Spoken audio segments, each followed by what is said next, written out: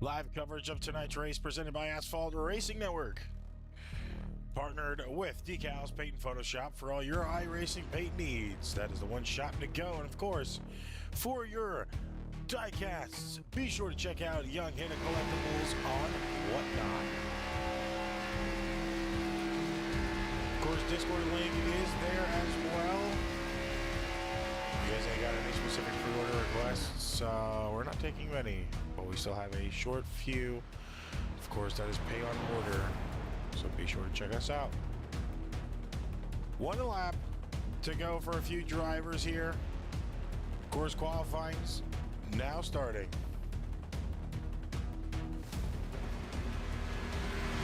A lot of drivers on track here tonight. How is it going to go? A lot of questions still yet to be answered.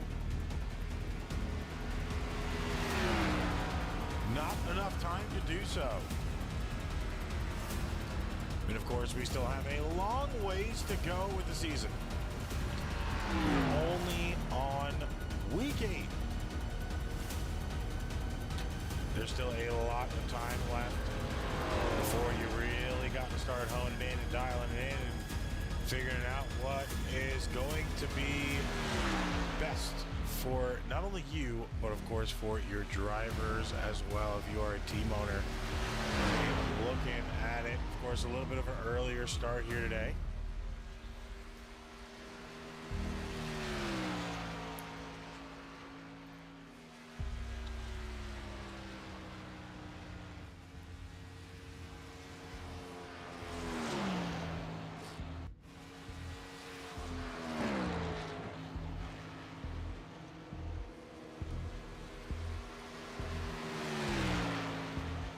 Texas returns here tonight after a season hiatus. We did not run here in Naras in 2026 or 2025, excuse me. So teams have a fresh notebook since the track got a refresh and surface work done on the track. Of course, who are the ones to be watching here tonight? That is our biggest question, honestly, is still a lot of drivers that have yet to really choose their ticket or punch that ticket in. I mean, right now, Lucas Lewis and Jordan Fisher are the only two active drivers that have a start awarded for themselves here at Texas. JJ Moore and Ace at the 1.5 miles. And Jordan Fisher making a slow but reasonable comeback. The two-time regular season champion hunting for a top 5 or a win here tonight.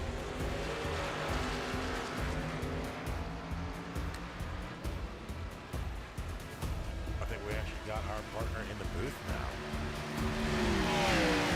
You are right, I am here, partner. Sorry it took me a minute there. I've been having problems with my PC all day today. That's why we don't get pre-builds. When you're technologically illiterate like I am, it works out better for me.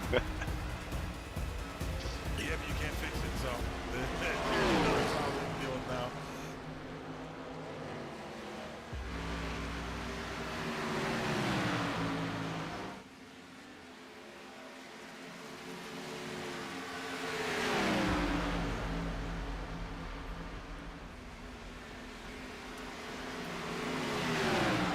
Gotcha. So of course, another race here for the Gen 6 cars. And Nice, easy. this year, my bad, if I will interrupt real quick for you. I will say this year so far, we have been experimenting with these new horsepower packages. And there has been some recent controversy in testing, as Richmond was supposed to be an 80 horsepower track that they were going to run, but they elected to end up going with 90%. With Kansas 2 weeks ago, and Kansas being 110%, Naras is elected to go back to 100% horsepower until they can further test and assess which direction they would want to go for the remainder of the season.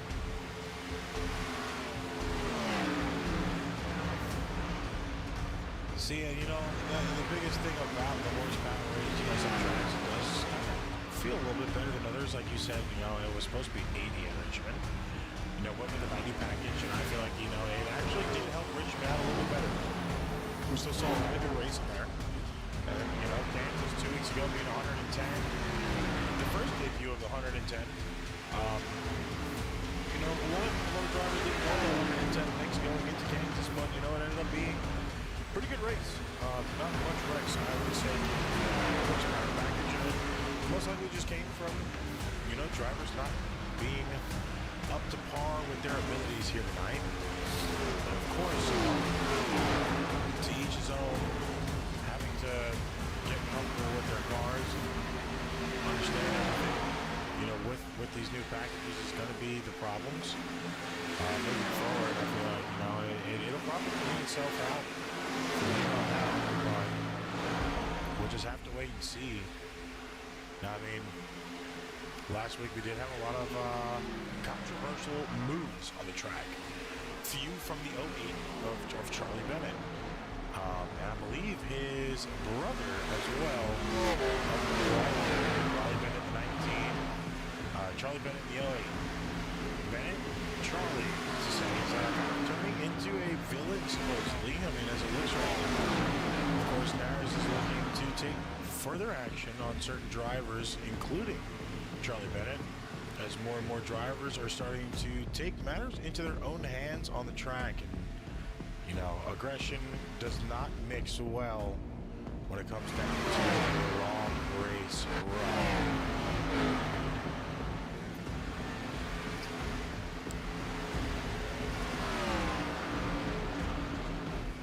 Yeah, partner, and as a driver in any series that anyone will race in, they all need to remember that keeping their cool is going to prevail at the end of the day, because you don't need to rack up penalties for your team, lose points, get suspensions. It only ends up harming you and your team at the end of the day.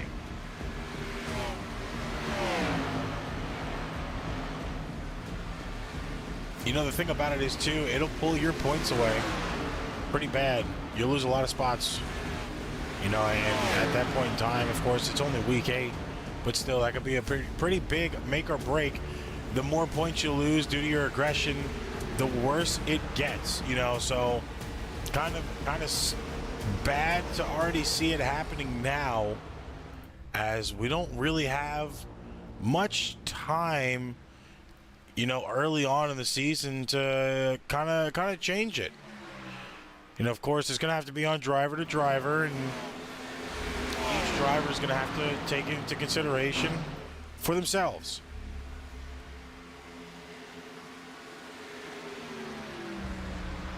And when it also is still so early in the season, you don't want to start a waterfall effect of, one incident turns into more incidents, or, leads to you being further back, as you said, in the points, to the point where that one incident that happened early in the year is what makes or break your chance to make it into the playoffs or not. No, and unfortunately, it might be something we're seeing more of. The weeks go on, of course, depending on your finishing position and how you're being driven, however you want to say it. That's going to put an effect onto how you perform around others, specifically those that are, kind of been giving you hell, maybe a little bit of a bumper on a weekly basis. But that can't be self-policed. That's exactly why we have race control and a slew of staff ready to go here for Naras. That needs to be post-race. You take that off the track and keep it as clean as possible, because a lot of these cautions do affect the outcomes of the race depending on where it is. We've seen so far maybe 3 races where the leader has had a good 7/10 of a second gap, and that caution comes out for green-white checkered, and now they're having to fight a little bit harder for that win than what they would have, or that win has been taken away. So, you know, it's tough to see, but of course, it will be fixed, whether it is on the staff itself or the removal of the driver for the entirety of the season, depending on severity.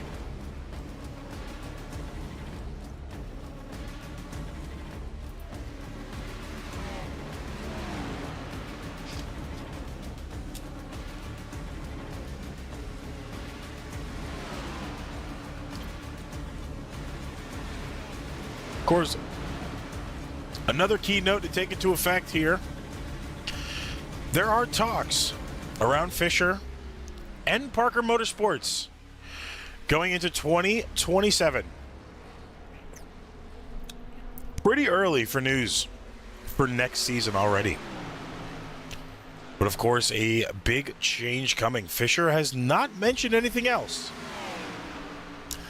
but it is starting to swirl around pits and garages and teams themselves that there are big rumors of big changes coming for 2027. The team right now overall has 19 wins in Naras, leading the all-time wins list among teams. There is no other team that even halfway compares to what Parker Motorsports has done here.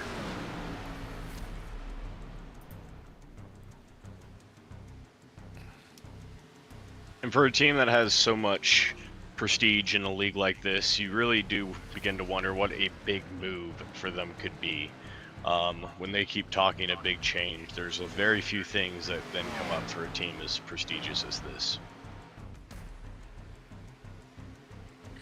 You know, as big of a prestige of a team this is, you know, it's the leaders on the field, the go-to guys. You know, the guys you want to be racing around because of the fact of their knowledge, their skill, their just drive, the power they have behind those cars, and you know, having big changes that have not been unveiled yet, you know, and not knowing what it is gonna really put everybody on edge. They're gonna be questioning, you know, what are these big changes coming for this team, and are they able to start seeing a little bit of it now is really gonna be the question. I mean, of course, PM has not had the cleanest hand dealt to them so far this season. You know, drivers of they only have 2 drivers locked in out of 4 currently. You know, by now, Parker Motorsports should have had more. This is not, you know, this is something that's not common for Parker Motorsports, shall I say. You know, normally they are comfortably within already. I mean, Fisher last time at this point in time was not having the best season, but of course, slowly but surely this season has been etching to be a better one than it was previously in Season 2. I mean, he started off the season with, I believe, 7 DNFs because of incidents and wrecks on the field, not by him not showing up. So, you know, it's a tough way to have to start out your season with that many DNFs. This season's been a lot better for him. But, you know, it's still to think, you know, J.J. Moore was a breakout guy of what we've seen last season. Then, of course, the field got stronger here this season. I mean, the most stacked rookie class in Naras history is like we've been talking about all year long so far. And it has proven to be a lot harder for drivers to now punch their ticket into a regular season.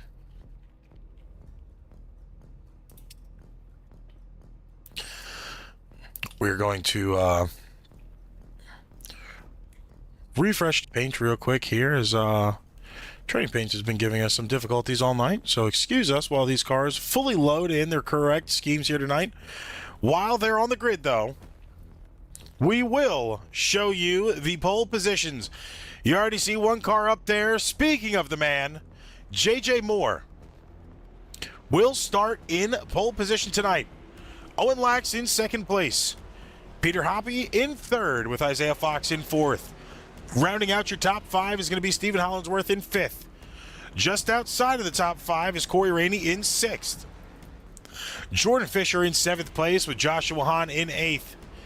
DJ Vincent in 9th. And Joseph Davis in 10th. With Cole Bennett in 11th, Riley Bennett in 12th, Dylan Burris in 13th, Kyle Sims in 14th, Jordan Otten, sorry about that one, partner. My words cannot come out. Jordan Otten at 15, Jeffrey Bourne at 16th, Kevin Vigera at 17th, Josh Ryder at 18th, Mark Randall at 19th, and Lucas Lewis topping out your top 20. Just outside of your top 20 is going to be Kenneth Colson in 21st place. Of course, our race control not on the track, but here to watch. Mason will take the 22nd spot. Plyler in 23rd. Wyatt Post in 24th, and rounding out your field here, 25 cars. It's going to be the 48 of Thomas Adams.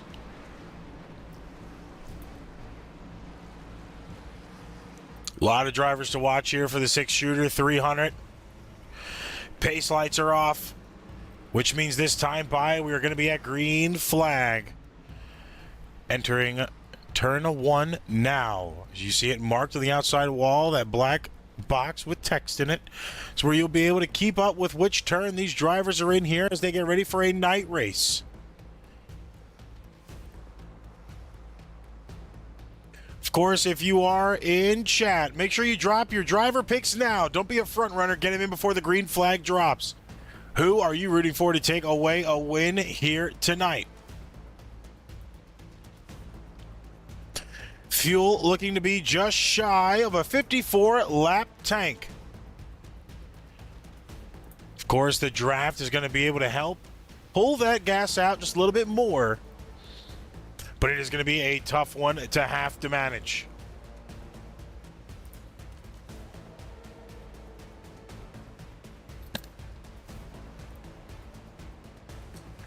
Now entering 3 and 4. Pace car will be off this time. And we will be green for the first time here this season after a long years awaited wait. The 6-shooter 300. Green flag is out. Let's go racing, boys. I was just about to tell you, take it away. Green flag out after a 200-lap race here. Welcome back to Texas. J.J. Moore currently in the lead at number 5, holding on. Just on the outside, a man that has been doing a crazy amount of work. He's been doing really good inside and outside of Naras. That is the 40 of Owen Lax right now. He has been running a few open races. He's been running a few Carson Hocevar hosted races, and he has actually been getting some notoriety up there, finishing within the top 5. Notably, just the other day, getting a raid from Hocevar on his Twitch channel. So, I mean, this guy, not even in for a pro contendership right now, and already getting eyes on by the pros themselves. Now sitting in 2nd place, looking really good behind J.J. Moore right now. 3rd place, we're going to have Isaiah Fox in the 09. And then fighting for 4th and 5th place right now is going to be the 9 of Jordan Fisher and the 4 of Corey Rainey. Oh, and I disconnected. Gosh.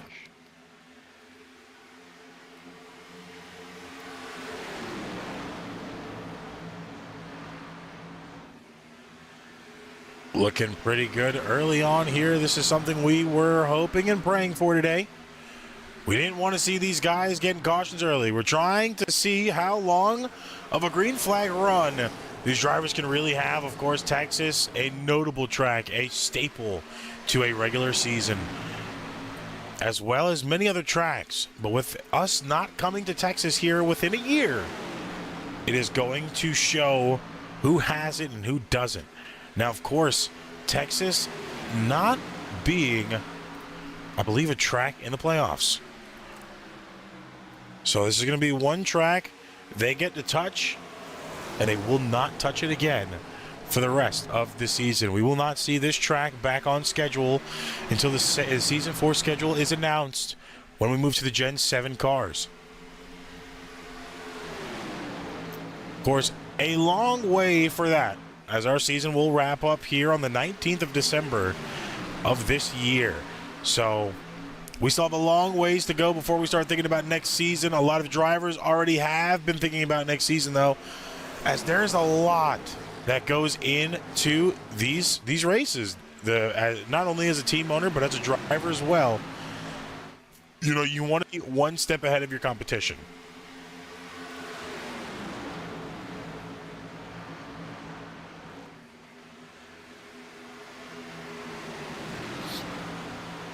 Looking up to the front right now, JJ Moore and Lax about to go side by side, almost for the lead.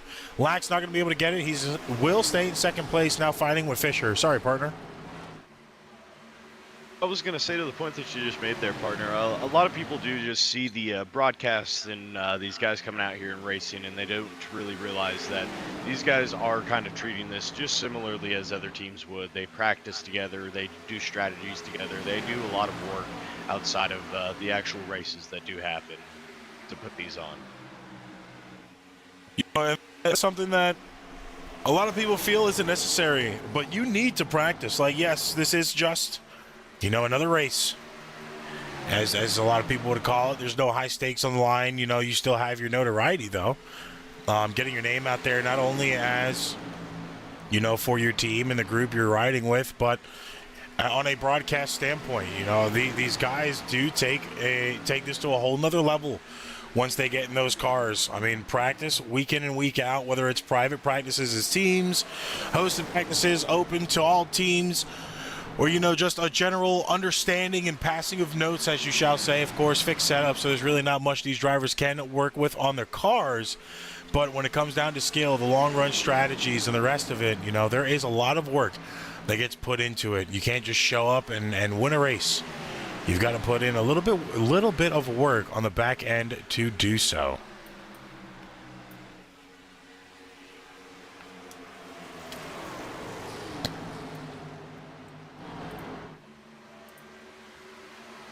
Right now, already at lap number 10.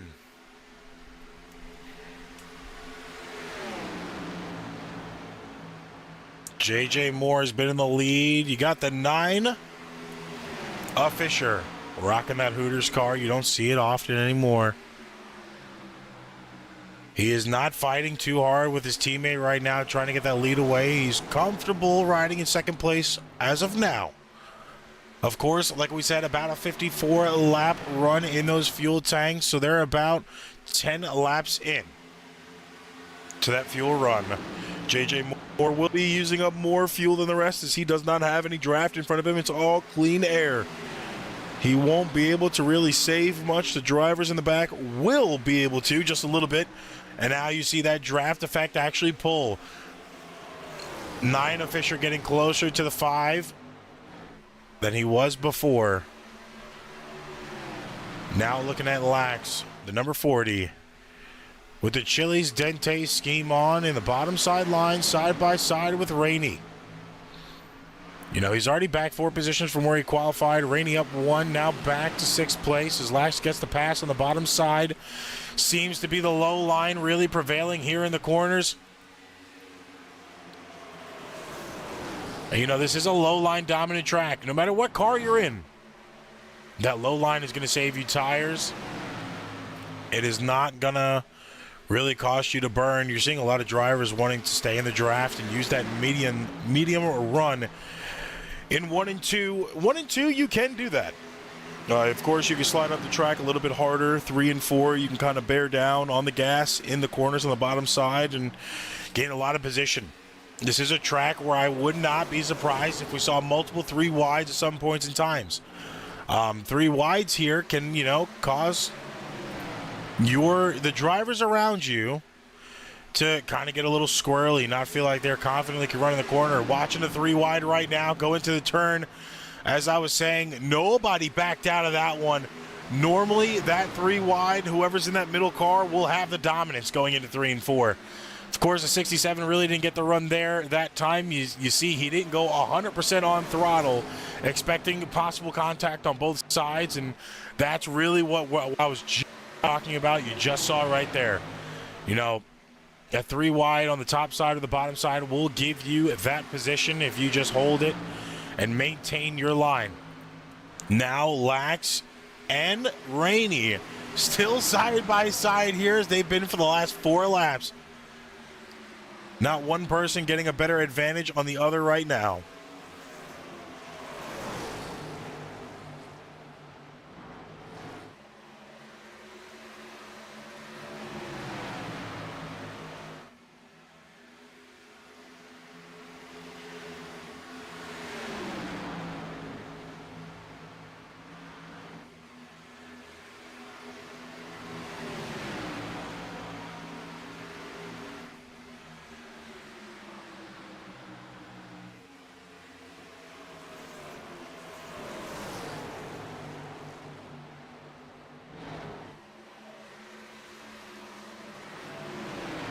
Partner here, we got Isaiah Fox and JJ Moore kind of running away with it a little bit here as Corey Rainey, Lax, and Davis contact.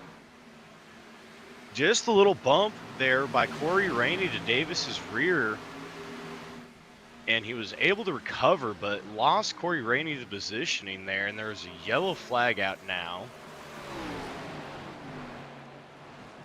Seems like that yellow is down.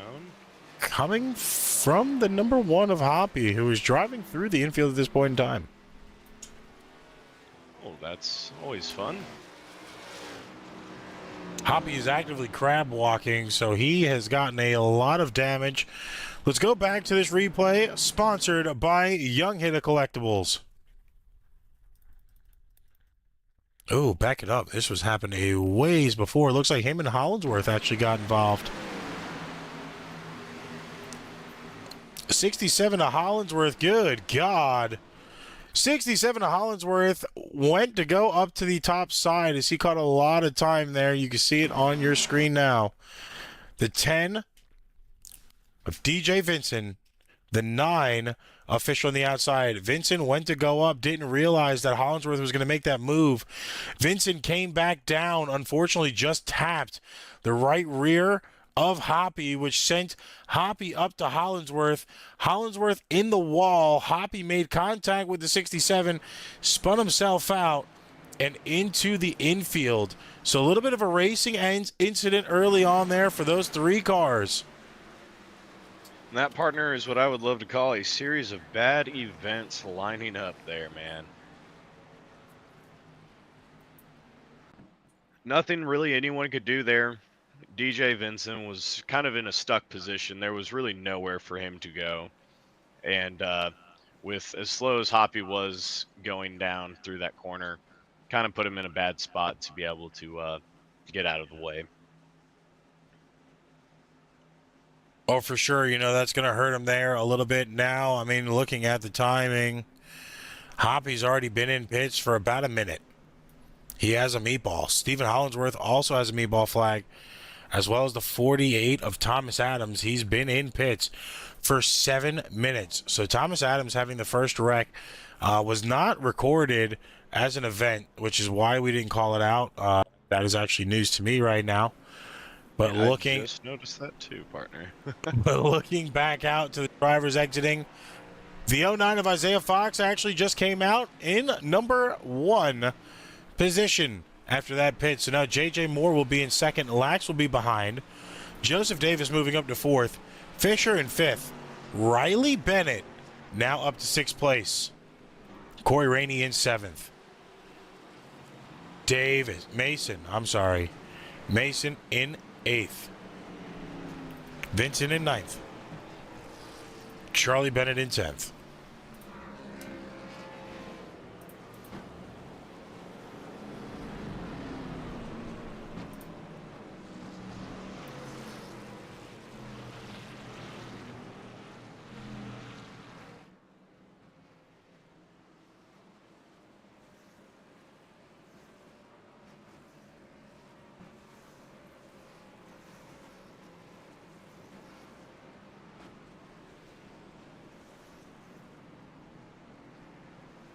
Now this core, of course, this restart going to be a little bit more interesting than the last restart.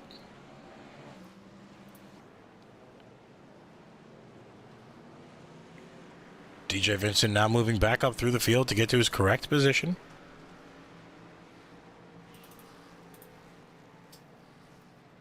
Isaiah Fox currently in the lead. He has chosen the low line. Low line is really the line you want to be in if you want to hold a good run. Of course, first caution now at lap 19.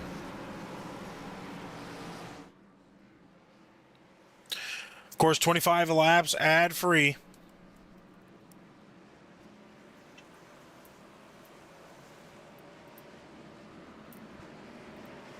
Right now, if you're just tuning in, we have just hit the first caution of the night.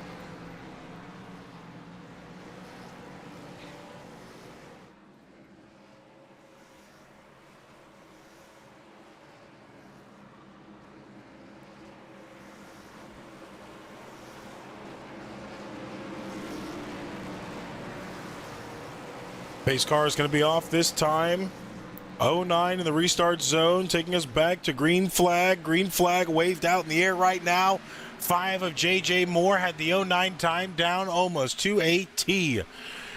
09 did not get the run he expected, and now the 5 of J.J. Moore is going to come pretty close. Make a pass to get the first lead position back out. Caution back out, 19 in the wall, 3 cars around in the back, 00 of Mark Randall, the 42 of Joshua Hahn, and the 18 of Kenneth Coulson, all involved in a wreck, and it seems like there was a curse on the field. Get it? Danhausen? Curse? Brother, you cease to amaze me with these ones. Hey, look, I got good one-liners. What can you say? Let's go back and look at the wreck here. Started with the 42 up front. 42 gave them no room for maneuvering. Seems that the 77 might have drove through them. Let's see if we can get a chopper cam here and get a better view of this. No, 77 did not make contact until the 42 was sideways. He didn't have much room to go. An unfortunate situation as well as 42 breaks loose in the middle of the track. Saves it. But then, of course, the 00 and the 10, 2 teammates there trying to squeak through.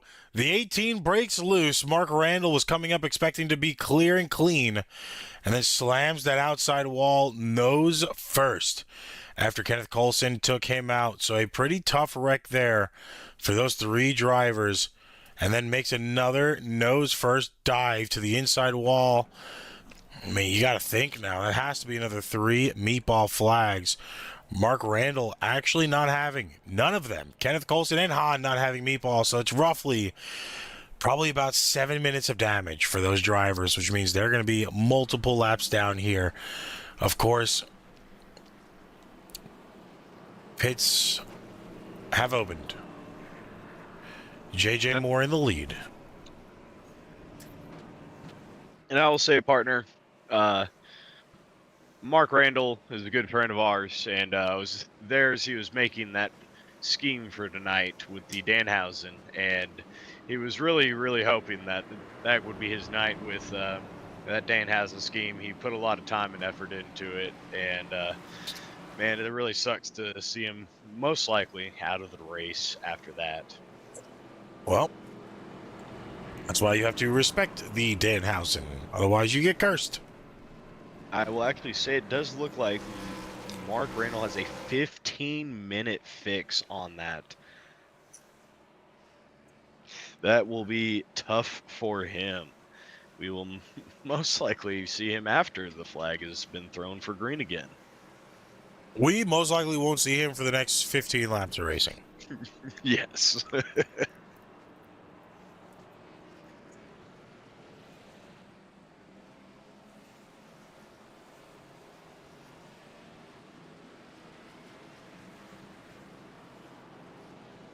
Now, of course, it's a little tough, especially when you're in this situation now. Having to put all that time into work and practice and schemes to, kind of be sat on the shelf early on. We've seen crazier. Excuse me, Partner, we've seen crazier. It does look like he has made it back out onto the track. He is regaining and catching up with the group right now.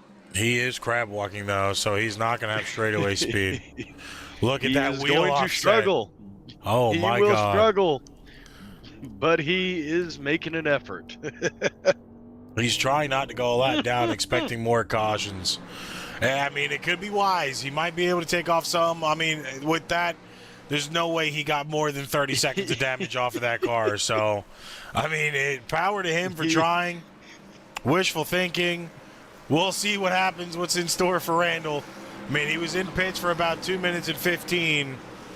So he might have something up his sleeve, but we don't know. I will always give an applause for the effort. With Lax with a good restart there, it looked like the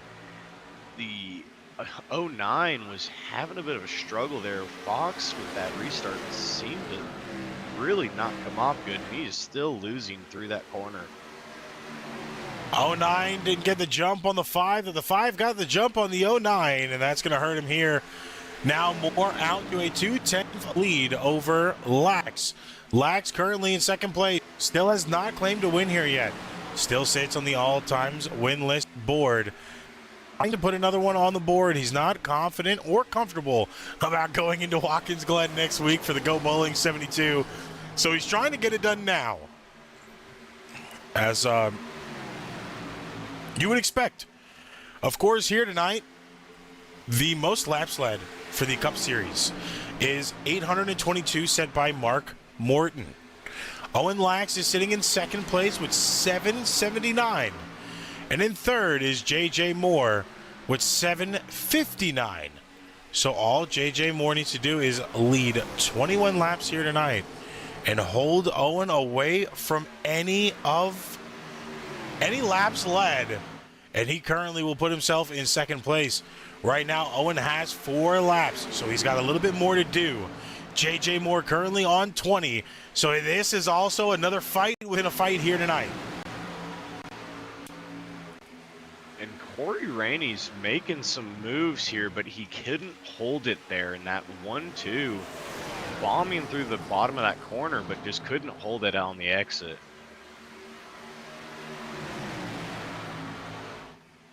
Some drivers might have a mix of fresh tires to old tires here with these cautions. I mean, lap 29, I feel like it would be too early to take a set of tires. And, of course, if you had a lot of damage, you might have not accidentally, told you guys you didn't need tires. They might have had some waiting for you. Right now, we're probably seeing 30-lap old tires still on the track. And, we're going to see them for a little bit here.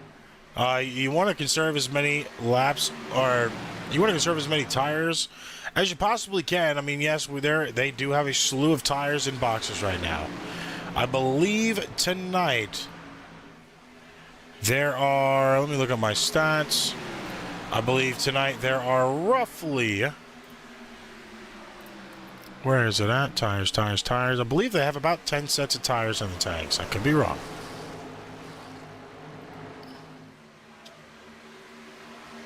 You are correct, partner. It is 10 tires for tonight.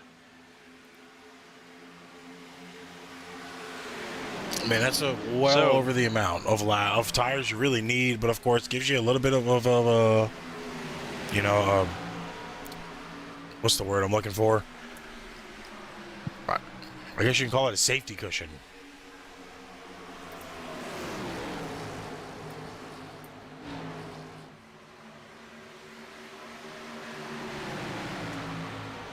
Joseph Davis now running out in first, taking it from J.J. Moore. Owen Lax taking second from J.J. right now. Kind of cutting down in on his bumper there, in his front bumper, but holding it secure and coming up on Davis pretty quickly now. That middle line has been somewhat dominant today, and it looks like it might pay off here for Lax. You know, we can't count the 22, excuse me, of Davis out. He has just won, not even 2 weeks ago at Bristol. This could be his forte. We might be seeing, you know, a new guy start throwing his name into the hat of drivers to watch out for. I mean, of course, looking right now, you got a old driver for Parker Motorsports, the guy who took Season 1 championship for Parker Motorsports. Corey Rainey with a 3 wide for the lead now. Rainey gets the advantage on the top side, has it into the corner. My, oh my, did not expect that there. The 4 car on wheels right now with Rocket strapped to the back as he has just put himself all the way up in first position, officially leading the first laps here tonight. This is our Season 2 champion. A lot of hype around this man. He literally is Mr. Must Win. We saw it at Martinsville last season. He only had 2 wins the entire season. Very consistent on points, which put him in that Final 4 opportunity off of a win, knocking out Mark Morton for David Callahan Racing last year, now currently signed with Steel City Racing, and is now currently trying to get a win here himself today. I mean, of course, on the playoff standings, Rainey is in 5th with no wins, 113 points under. Of course, regular season stats right now, he is our points leader.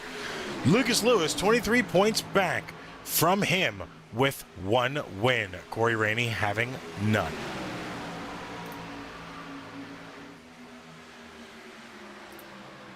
And it lacks, they're really struggling to stay on Rainey's bumper, which I feel like just kind of cost Rainey the lead there, with Davis taking back first again. JJ Moore was right on Davis's bumper there for a good minute, propelling him up to the lead right now.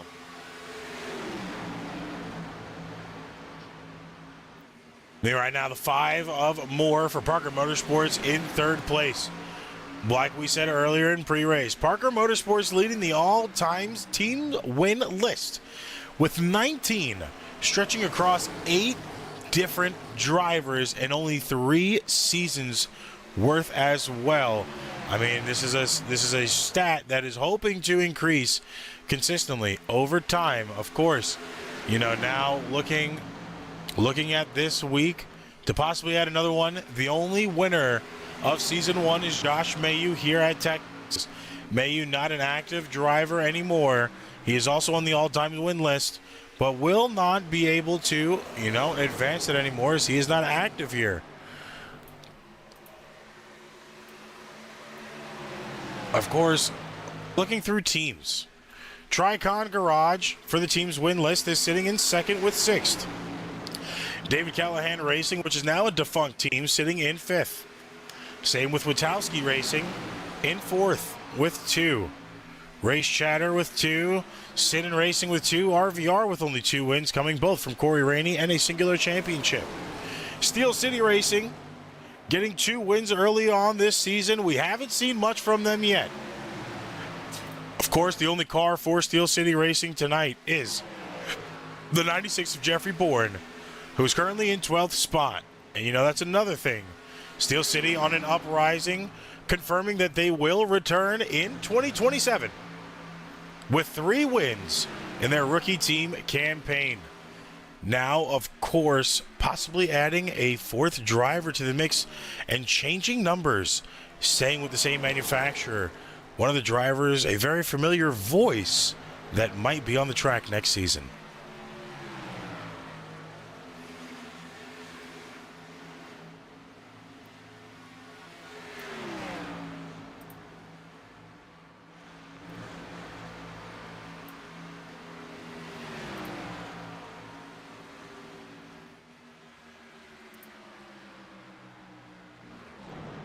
Looking back up to the lead. Moore still in 1st. Davis still in 2nd. Rainey and Fox fighting it out for 3rd right now. RVR needing to get it together here. Teammates seem to not be able to get the job done due to just being in the wrong place at the wrong time. You saw with the 00 earlier. Vincent has had an absence.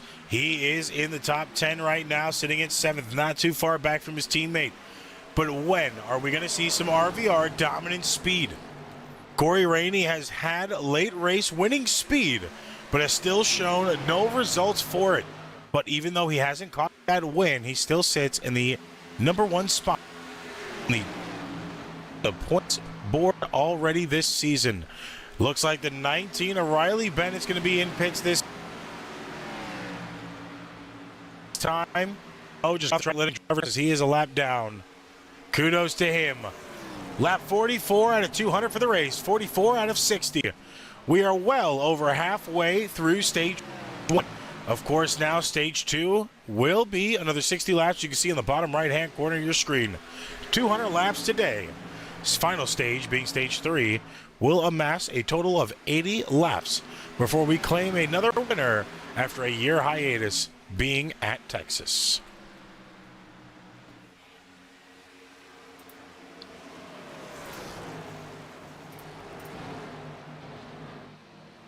Of course, drivers doing really good right now, but you still can't count your chickens too early before they hatch.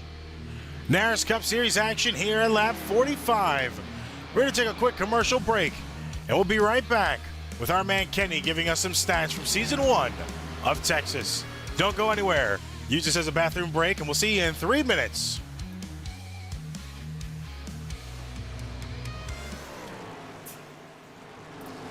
I want to taste your banana pudding, you taste my banana pudding. It's on. It's on. I was going to say, will you marry me?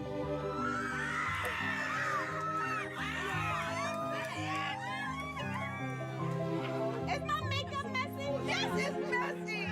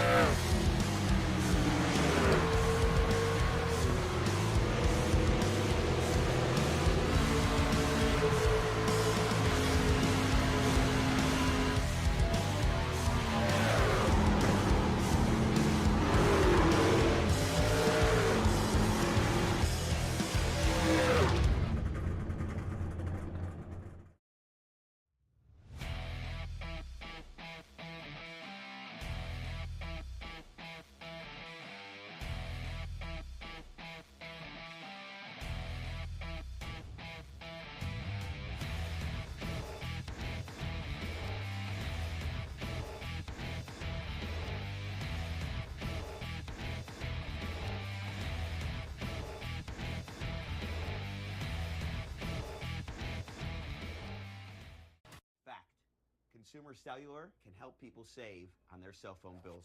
That's why I cut my car in half. This year, let's cut even more things to show people how much they can save. Let's cut the face off of our helmets. Let's cut the top off of our steering wheel. Let's even cut our hats. Isn't that just a visor? Shut up, Chris. Great. Can't wait to see what y'all come up with. Get your second month free with Consumer Cellular.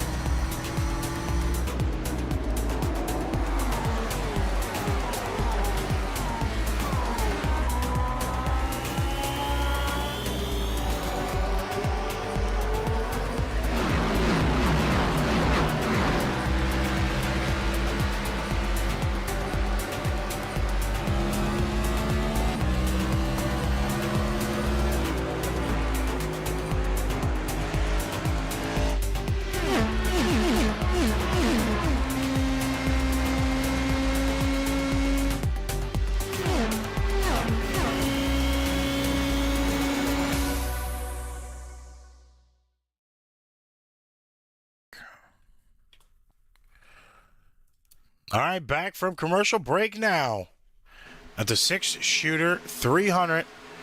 Of course, this is at Texas, a track we haven't touched in Season 1.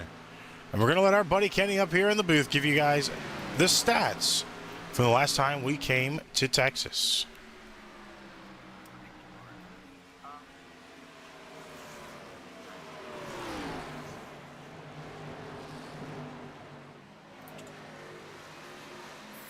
Two drivers that are here tonight had raced that night, being Lucas Lewis and Jordan Fisher. Fisher that night was top one of, has one top five, sorry, and 3 laps led. He qualified in 11th back in 2024 in Season 1. And Lucas Lewis, no top 10s, no top 5s, qualified 20th. He had finished 14th. Outside of these two drivers, no active drivers in Naras have ever started at Texas until tonight. You know, sad situation for Lucas Lewis as he is not actively on the track tonight. I believe he did a start and park to get last place points, or he used his provisional because he was first set to be here tonight, but unfortunately isn't here as he's already out, as well as the 48 of Adams. So now only one driver remains on the track that was here in 2024 before we were even in the booth up here, and that being the 9 of Jordan Fisher, who is currently in 6th place. No laps led on him tonight. Oh, excuse me, 2 laps. 2 laps led, so he's about in the same wheelhouse as he was in 2024. Of course, he's just missing 1 lap led. He qualified higher in 7th place this time. And of course, you know, is now still looking for the first victory of this season.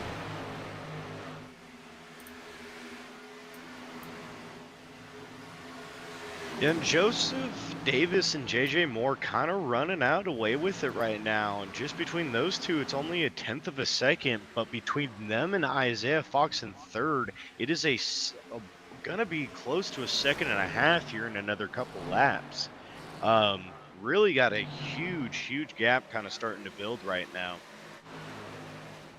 As we're coming about 2 laps away, if I'm not mistaken, partner, from Yes, sir. Stage. This time passing the line will be 2 to go, and Moore right now currently in the lead. Davis winning 3 weeks ago at Bristol, with track where everybody was congratulating Moore beforehand. Moore found out, you know, it was a pretty tough season this year, as I believe he was fully wrecked out of the race, didn't get to finish. Now coming back for blood. 2 laps to go. JJ Moore for stage 1 currently in the lead. Moore's last win came at the Desert Dash 220 at Phoenix. Just about 5 weeks ago. Before that, it was the Daytona qualifying where he got the pole. Davis's first win at Food City 250 for Bristol at week 5. Now finding us at week 8. As Lucas Lewis was last week's winner, not able to make it shake here tonight, but of course we'll be back for the Watkins Glen race to Go Bowling 72, where we do 72 laps at a beautiful road course in the evening hours. And of course moving to Talladega for the Ride of that Day 300, which brings us into our All-Star Open and our race on the same night, followed up the week after, staying at Charlotte for the Patriotic 300, where we go back to being a points race. That's about the next month of Naras caught up in about just 2 minutes. And we have a caution out, partner. Oh, stage break. I did forget about that. My brain didn't operate there for a second. Your brain didn't break, but the stage did. With stage 1 now being finished, JJ Moore takes it for himself. Joseph Davis finishing in 2nd, Fox in 3rd, Lax in 4th. Vincent rounding out your top 5 with his team owner, Corey Rainey, just in 6th. Fisher in 7th, Bennett in 8th. Jesus, try saying that. Wyatt Post in 9th, and Bourne rounding out your top 10.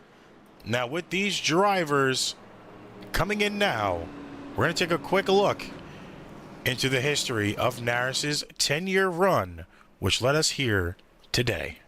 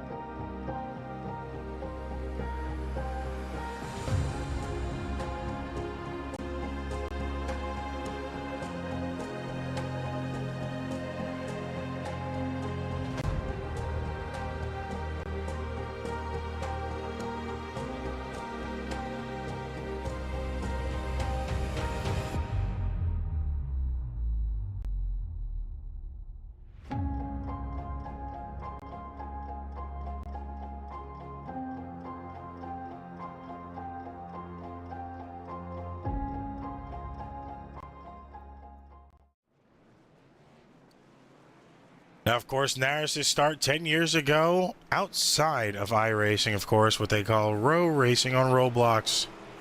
A lot of drivers have now came to the iRacing side of things, and it has been a 10-year long name in the making.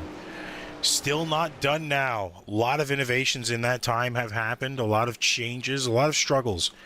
Blood, sweat, and tears to get to this point. Mark in the chat. Speaking of Mark Randall back in pits now. He's been in there for 9 whole minutes. I think he found out the hard way that he does not have the speed it takes to keep that car up there with the rest of them. JJ Moore comes out of pits as your leader. Randall in pits now. I don't even want to know how many laps down. I know he is 11 minutes disconnected gap-wise with the drivers, so he is multiple laps down.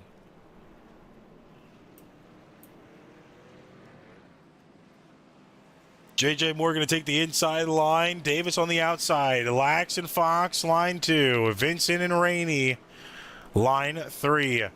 Fisher and Barris, line 4. With Bourne and Bennett, line 5 for the Stage 2 restart.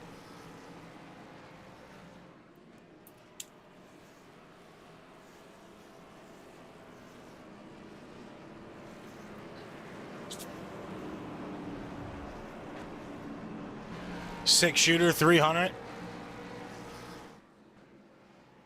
you're just tuning in now, we have already finished Stage 1. On to Stage 2. Not much carnage here today. Looking at your recap right now, only 3 cautions for 9 laps. One of those cautions being Stage 1 break. So 2 cautions for 6 laps. At lap 64, those are really good numbers to have here today. Of course, pace lights are off. You know what that means. Pace car makes that left-hand turn. JJ Moore in the Echo Park restart zone. Green flag back out now, starting Stage 2. Another 60 laps for these drivers. Davis had a good time jump there, already nose to nose for the lead. Davis gets the edge. JJ Moore takes it back on the low side. Moore going to have the advantage here coming out of 1 and 2. Going to the backstretch. Moore clears himself in front.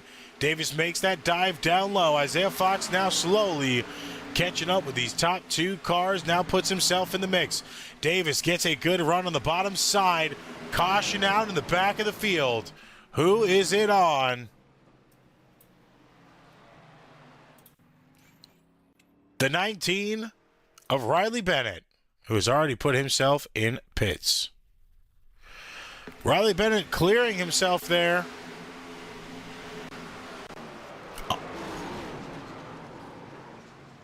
Wrecked out himself.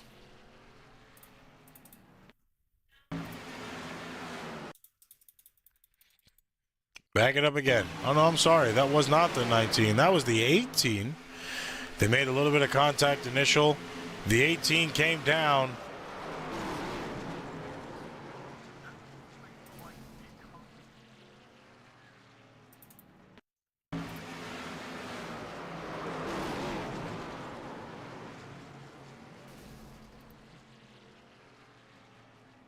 Mason's kind of been quiet, too. So who's in that 88? We haven't really seen or heard much from him. He missed last week. Now, unfortunately, already in another accident. Lax, Rainey, Boris, Post, Bourne, all in pits. Sims entering this time as well. Mason entering pits. Coulson, as well expected. Bennett already has towed the car, which just means he's out. He will be retired for the night.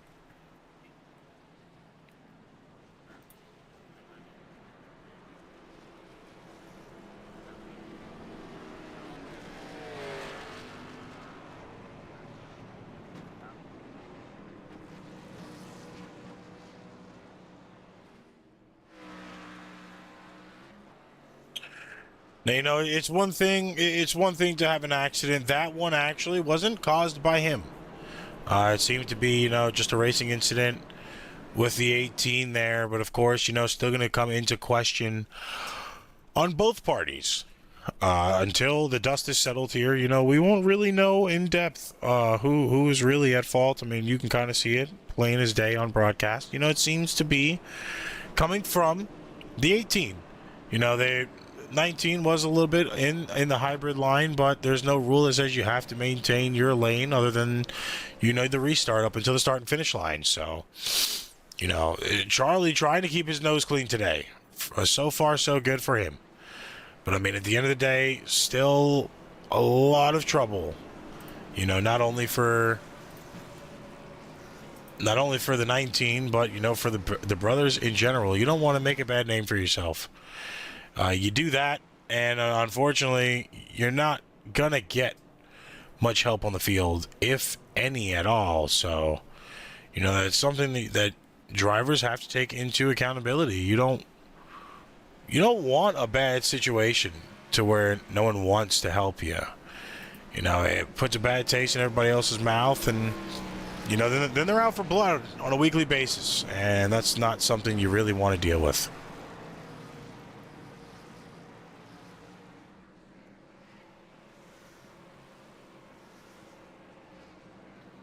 Of course, at the time of the caution, in pits, Davis now in the lead. Moore are going to be on the outside. Excuse me. Davis taking the outside. Moore going to be on the inside. I'm wearing glasses. Apparently, they're not the right prescription. How did you know?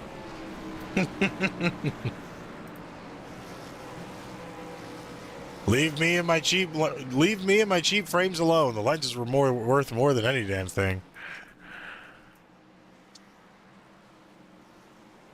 Now, of course, fourth restart, third for incident. 22 going to have the restart advantage on the high side. Will the 5 be able to time them? Back in the restart zone, they're green. The 22 actually got a really good jump there. Moore was not anticipating the late restart zone jump. Now Moore is fighting for second place. Outside is the 09 of Fox. Owen Lax doing what he does best. Confidently and comfortably sitting in fourth place, but who is looming just behind? That is the 10 car, the Ford. RVR's very own DJ Vincent in a Taco Bueno scheme.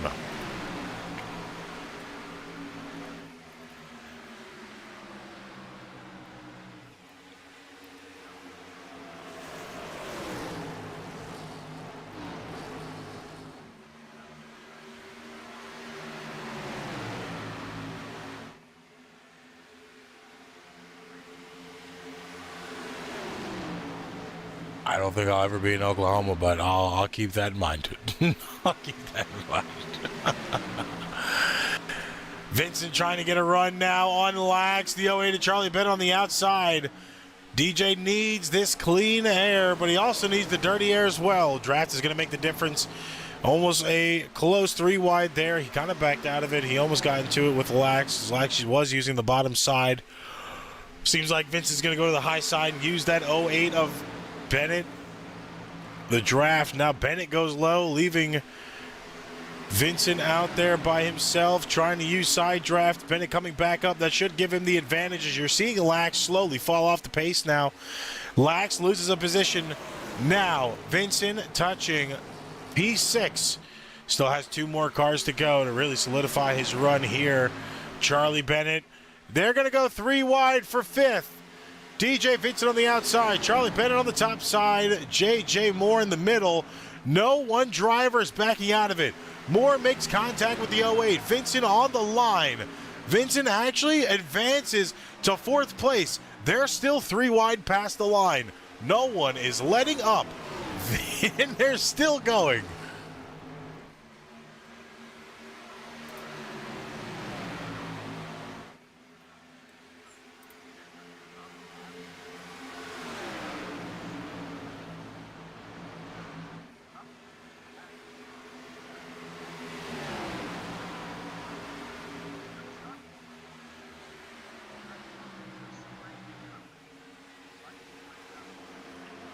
Fisher now ready to lead laps of his own, barreling down on that bottom side, but the 22 getting a really good run on that high side of the Gen 6 cars. He will take the lead away from Fisher. Fisher will not record another lap led. And right now, having to get it done, he has not yet claimed a win on the regular season. On the playoff side of things, he's sitting in 9th place right time as a full-time driver. Right now, as a full-time driver for Parker Motorsports, driving that Chevrolet. He only has 1 playoff point. He is 61 points under. Or above, excuse me.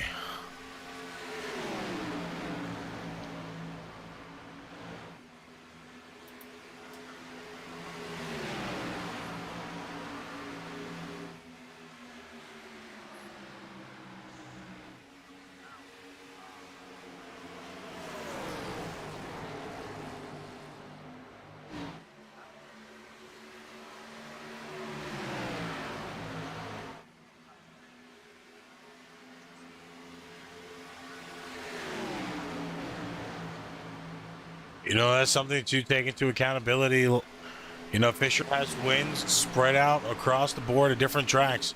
He was the first one to get a win at Kansas in Season 1. Of course, you know, he's also got Chicagoland win Season 1. Talladega win Season 1. Nashville last year. You know, he does have a handful of wins across the different tracks. Of course, sitting 6th place in points right now, regular season points. Of course, 220 points, 56 behind the leader. That being of Corey Rainey. He's put himself in a really good position just behind, in front of his teammate of JJ Moore, who is locked into the playoffs. And then, of course, another teammate sitting in second, Lucas Lewis. And then, of course, another teammate in 4th, Josh Mason, on the regular season points right now. So, I mean, Parker Motorsports has what it takes to make a good playoff run, even being birthed without a victory. But Fisher is not one to sit around. He is going to get the job done when he needs to. And, of course, you know, trying to do so right now, early on, only 19 laps into another 60-lap run here for Stage 2. And him and Davis back and forth on the lead. Bottom side has a good run. It's where you want to save your tires at. But it seems like Davis just has too much speed on that high side.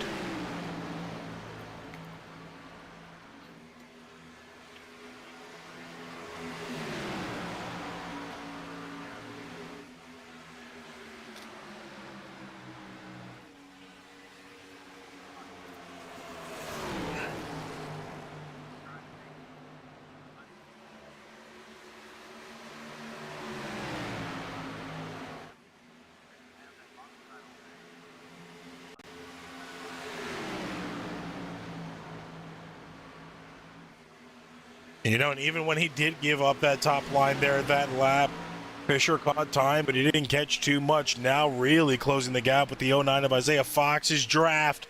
Now it's back side by side for the lead. 9 gets the edge out, doesn't get recorded though. 22 still in the lead using the top line here. Now they're still going to be side by side for the run. Who is going to be able to get it? Will the 9 actually prevail here and walk away with it? Or are we going to have this back and forth consistently with Fisher and Davis for first?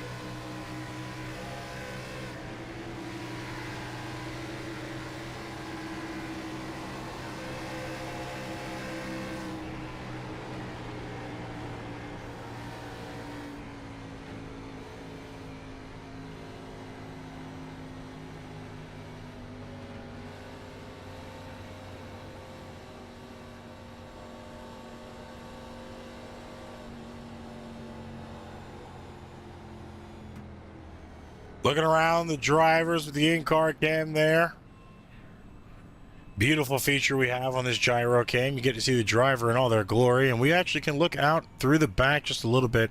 Of course, the trucks you see a little bit more on than these cars, but you can still see these cars through and through on the inside, as there are some errors going on inside of the sim right now. There we go. We're back. But yeah, seeing a lot of detail inside of the cars, from their racing suits to their gloves to their helmets. Seeing the Hans devices on their necks. Of course, their dashboard as well. We even have access to control where the cam goes. Hell, we can go to the outside of the roof cam if we wanted to. See the entirety of the field here. Beautiful Texas. And of course, now we are going to go ahead and try to source the point of caution.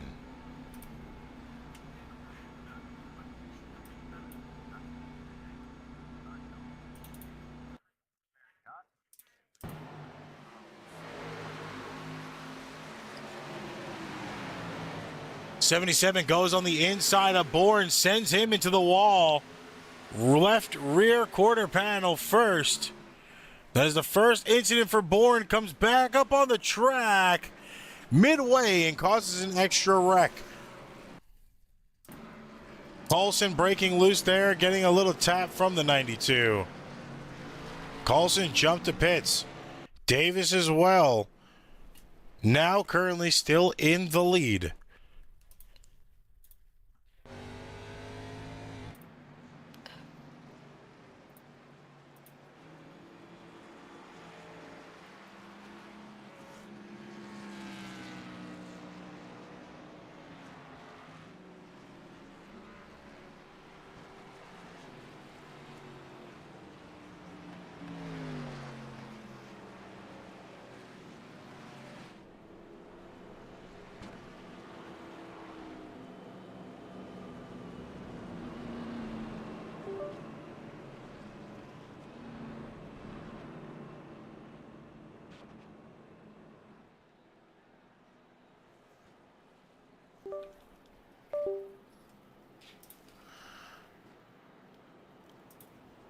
Now, of course, Davis in the lead here.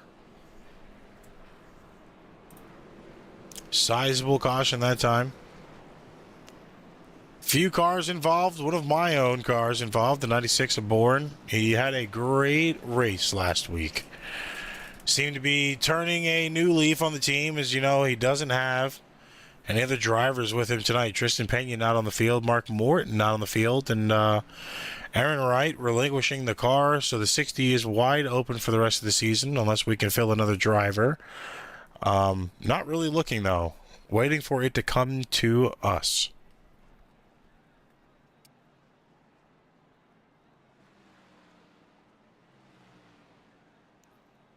If I had the opportunity, I would be driving my own car, but I am We're- not competent. well, we're up here entertaining the folks while we get you trained. We still have a long way to go before we got to worry about me not being in the booth on Saturdays.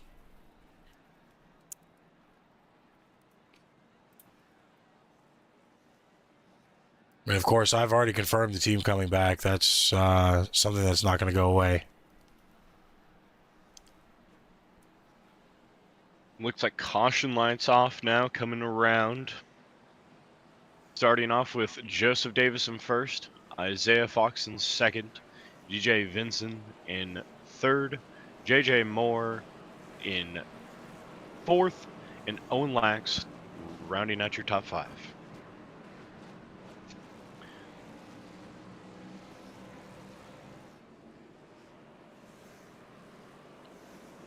Now, of course, Davis really not letting off. He's done some really good work so far. Still has a lot to go.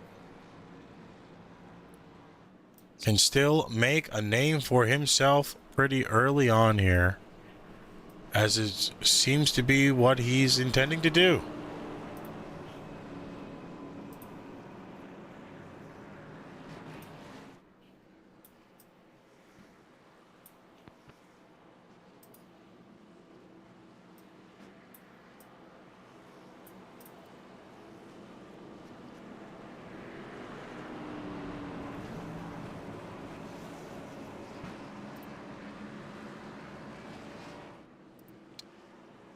Course, we are about to go back to green as they enter turn 3 and 4 now, this time by. Pace car will be making its exit off the track with a sharp left turn after turn 4. We will get to see the 22 take us back to green flag for the 5th time tonight. The 6-shooter 300. Here we go in the Echo Park restart zone. Green flag back out now. And another strong start there by Davis, just blasting away from the field right off the bat. Fox trailing right behind him. Moore very quickly taken back and going into third. DJ Vinson kind of falling back into 5th there, and Lax going into 4th. But Davis just kind of still running away out there in the front and not really being challenged too hard by too many. No, right now you got to wonder if that's going to be worrisome for the rest of these drivers now, as Davis has kind of shown his hand pretty early on. He is not afraid to run you down. And, of course, he's leaving space. He's not really pinching anybody and, trying to get them to fall off. He's getting it off the own elbow grease here, but, you've got to wonder, will he be able to hold this down, or is this just a 60-lap run? Remember, we have stage 3, which is set at 80 laps. So just because you can do it now in the 60-lap run, you have to add an extra 20 laps onto your total for stage 3.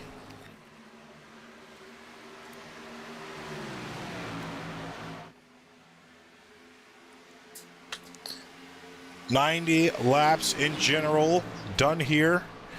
Out of 200, we are halfway through stage 2. 10 laps away from halfway through the race.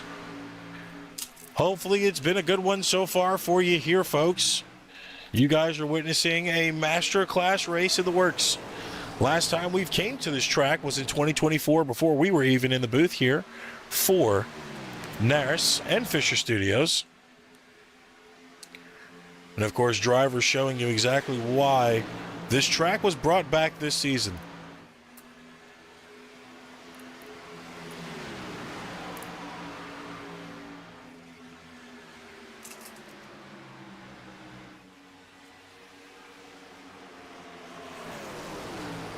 Now, we've been looking at the front for a while. Let's go ahead and look back at 9th place right now, Vergara. Really haven't called his name out in the last few weeks. feel like he's still a dormant driver that really hasn't gotten a chance to prove himself. He's currently sitting in 9th right now, 8 positions up from where he qualified, as the 28 of Kyle Sims passes him that time.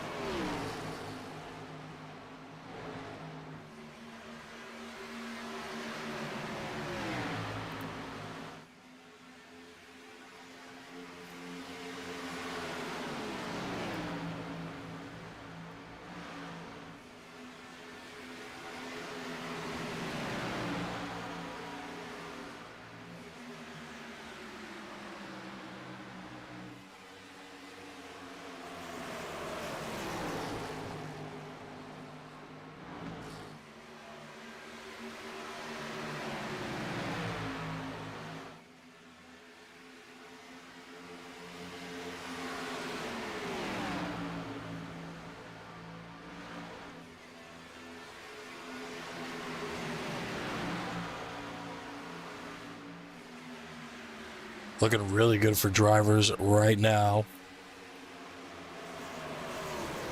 Currently, Joseph Davis still in the lead. DJ Vincent now up to 2nd place.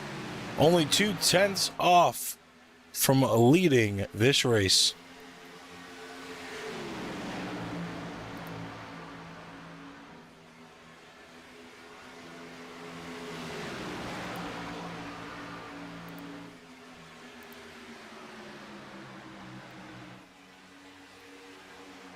Isaiah Fox getting another good run on the inside there on DJ Vincent. Vincent, for the last few laps, I've been kind of watching him, and he keeps getting good runs in 1 and 2, but kind of losing it on the backstretch here each time to Fox. And you wonder if he can start to figure it out going through that backstretch in 3 and 4 here, if he can start getting it figured out to start making his way up, as JJ Moore gives Fox there a little bump on the rear.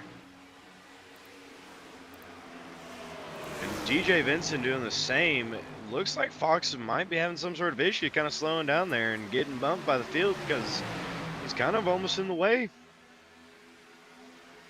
Might be a tire situation.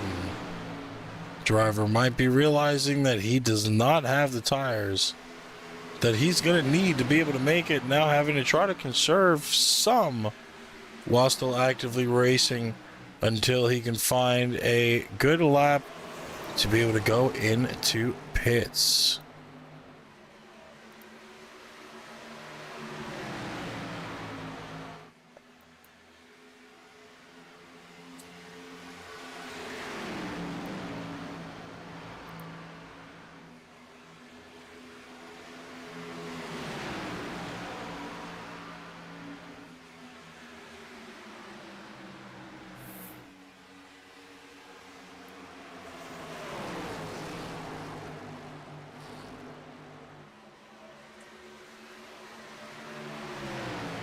In the front here, Moore trying to make a move on Davis, coming through the back stretch, keeping on the low side here, and he stays low. You know, you've been wondering, and you've been seeing a lot of these guys going in the middle, so it's a very curious question for him to stay low, where he could have maybe took that middle lane and tried to force Davis out to the high side to really hold that position off there, as they're still side by side going into 1 and 2 now. Fox just behind them, DJ Vincent and Corey Rainey rounding out your top 5. You know, driver's doing really good right now. Lack's tired of waiting. He slams himself to the bottom line, makes a little bit of contact with the 4 to get around him. 4 almost made contact with the 9 there. Now Lack's going to put himself in a top 5 spot. He already knows there's about 19 more laps to go left in this stage. And he is tired of playing games and waiting around. This is normally what we see from Lax. He'll start about halfway through the stage and, you know, just kind of methodically pace himself on the track. Then boom, out of nowhere, kicks it into high gear and starts making that run, trying to get the win. Might be what we're seeing. Try to do it now. We just have to wait and see if he will be able to make it. And you know, partner, you definitely got to be careful doing moves like that. You know, you can be branded kind of like Hocevar is nowadays, a hurricane out there on the field, and you never want to be known as a hurricane when it comes to racing. Yeah, well, bad thing for Owen. I already call him a hurricane, so. He's also called Owen Hocevar, so. He's it's kind of already there. And it's not even due to his racing, man. If you put it side by side, if you saw the pictures I got sent this morning, you would understand why. Kind of want to put them up on screen just to mess around with them. We'll see if we can do that next commercial break. Right now, might have to get permission from the driver on that one. Actually, oh, he'll be all right. I get to joke around with him. I had to deal with him for all of season 2 in the booth, so.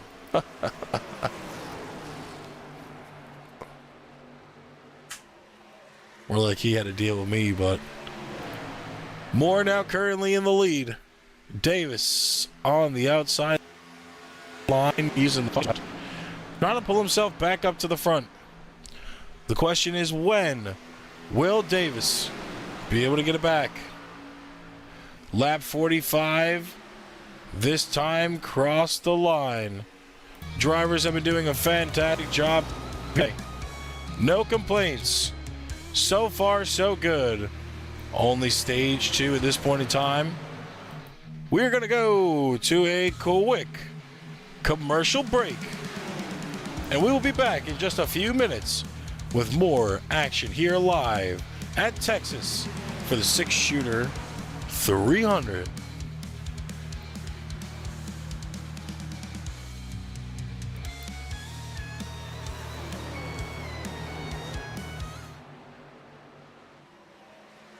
We got Team 2311, owned by this guy, and 3-time Daytona winner Denny Hamlin. But Denny Hamlin races for another team, Joe Gibbs Racing. Yeah, Super Bowl winning head coach Joe Gibbs. And they both share the track with Legacy Motor Club, co-owned by 7-time Cup champ Jimmy Johnson. 3 epic teams, 4 legendary owners, all going after 1 cup. Now you're up to speed. You in?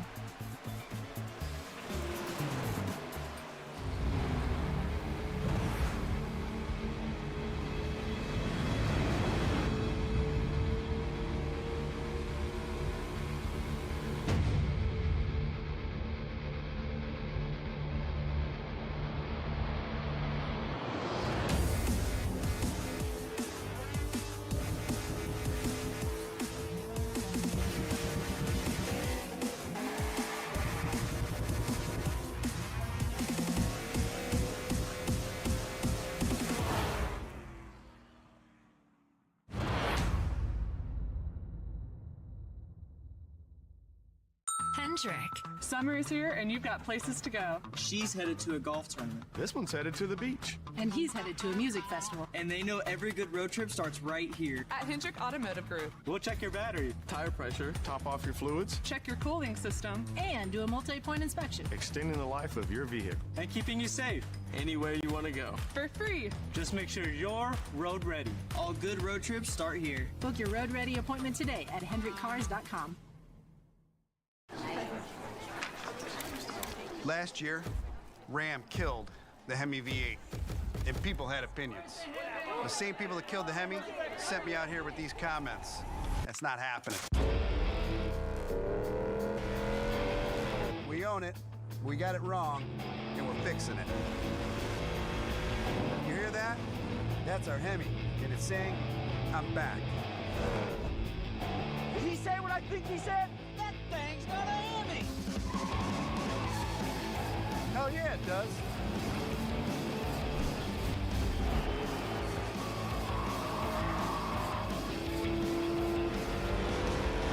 You want more?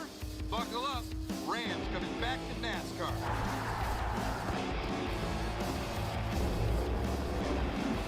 Let's go. We're back in America's motorsport. The Hemi's back, and we ain't going anywhere.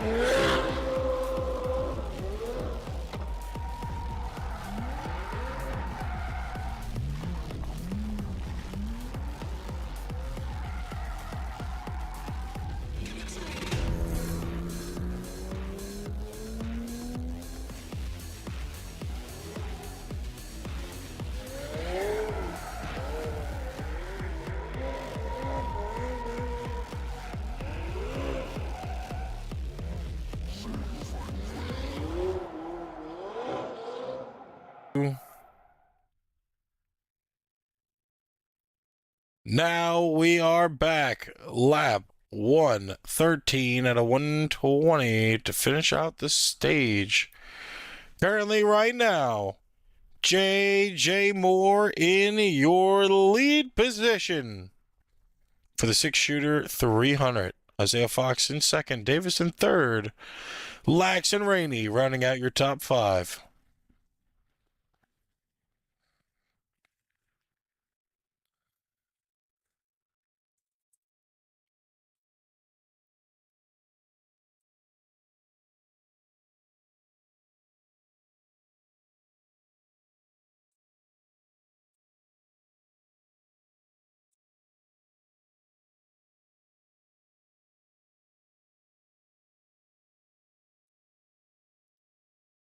Fox here making a move on the top side on Moore, but losing a bit of time going out through the exit and the middle of 1 and 2 there.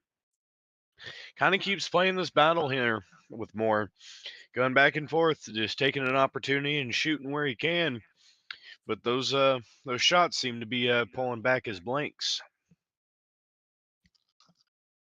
Well, Fox knows right now there's only 5 more laps left to go. If you don't make a run now, you're not going to have the run at the end of the stage. So he's trying to get it out now to where he would be able to fight. But of course, having to do so is going to be a little bit difficult. As now we're not seeing him be able to confidently do it. It's going to be 0.2 of a second gap onto the 5. Now 4 to go as the 5 of Moore crosses the line that time. So it seems like stage 2 might be looking in Moore's favor right now.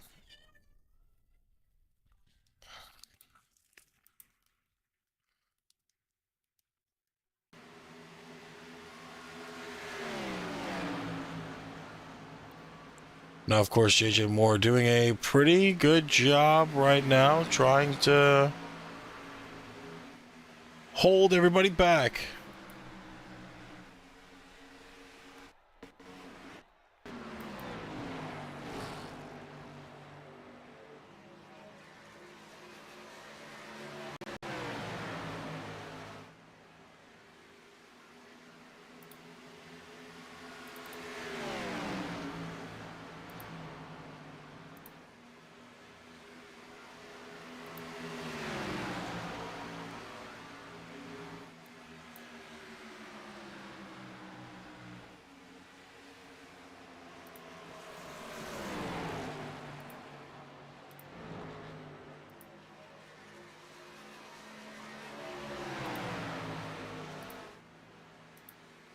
Two to go. Moore still not able to lose the lead, and that's possibly a good thing for him. Fox really close on that rear bumper. Fox really giving it his all right here as we got 1 to go here. And this is going to be his only opportunity, his last chance, and he's got to push that car as hard as he can if he wants to try and get this stage. Since it looks like he is losing on Moore again, J.J. Moore pulling off. Still looks like Moore is going to end up winning this stage. Fox with another good run there, but not enough, as Moore is going to come across the line with a stage 2 win here at Texas.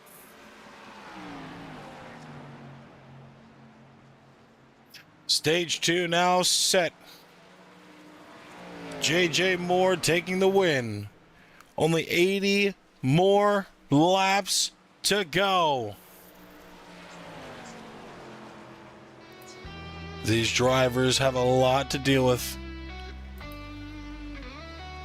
Not much time to do it. We're going to let them go into pits. I know we just came back, but we're going to go one more time before we start stage 3. Hold on to your horses, ladies and gentlemen. There's still a lot of racing left to go.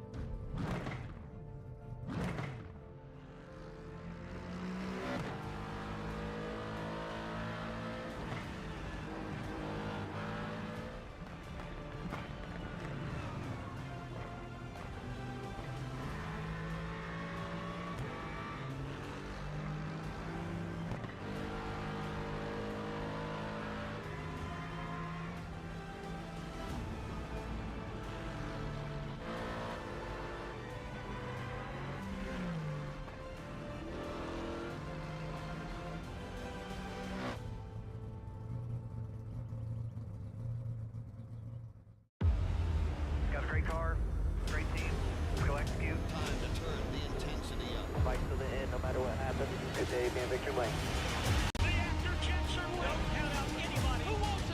We are eyes on the leader now. What a victory this will be! Next flag is going to hit. Does he have enough? Let's go! A dominant performance. They're going to say no, baby. Let's go! You got to earn this thing. It is all on the table. Two. We're back from commercial break right before we go back green here. Isaiah Fox sitting in P1 for this restart. Joseph Davis will be in second place. Lax in third. Rainey in fourth. Bennett in fifth.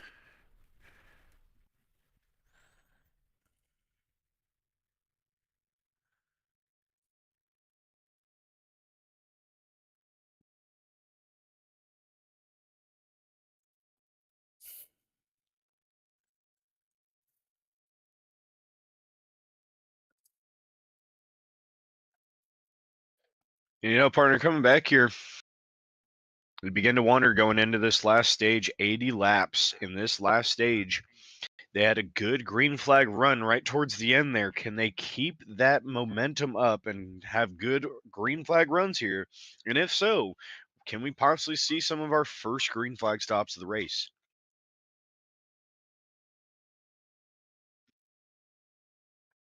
Now we're out now. Isaiah Fox and Davis running away with it again here. Really just gapping the entire field right now with that restart. Side by side on the back stretch going into 3 and 4 here, with Davis just getting the edge in the middle of the turn of 3 and 4, exiting here. Looks like Fox is going to edge him out across the line, leading that lap. And Davis getting a very strong run on the bottom side here. Taking the lead from Fox. Corey Rainey right behind them, hunting down. We did see Rainey earlier in this race, and he was running right up in the front. Had a bit of struggles in the mid part there going through stage 2, but he is now hunting back up towards the front. Lax on the bottom side. Bennett giving a bump to Lax there. Does not benefit him or Lax, with DJ Vincent coming up behind them.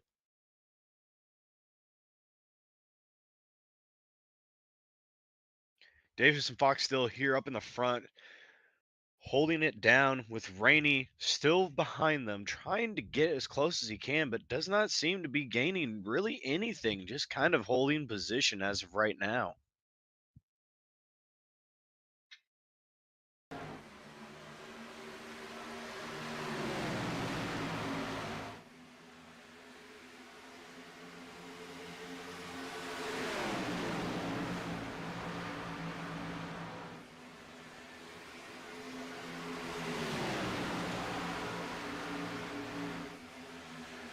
Top five now, kind of still together. Charlie Bennett just straggling on, and then there's a little bit of a gap to the seventh place hitter, excuse me, of Wyatt Post. Joseph Davis now in the lead, still Isaiah Fox in second. Rainey holding down the Ford in third. How long is it going to last for that Ford in third place?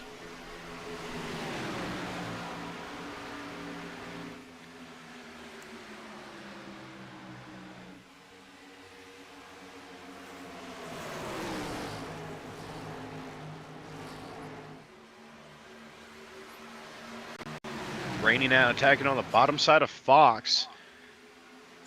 Got a good edge there out on the exit of number 2. Hoping to continue through on 3 and 4 here as he's getting a bit more of an edge. As he's got DJ Vincent coming up behind him to help with the draft. But Fox edging out, just going into 1 there. Fox did just lose Lax, who was drafting for him.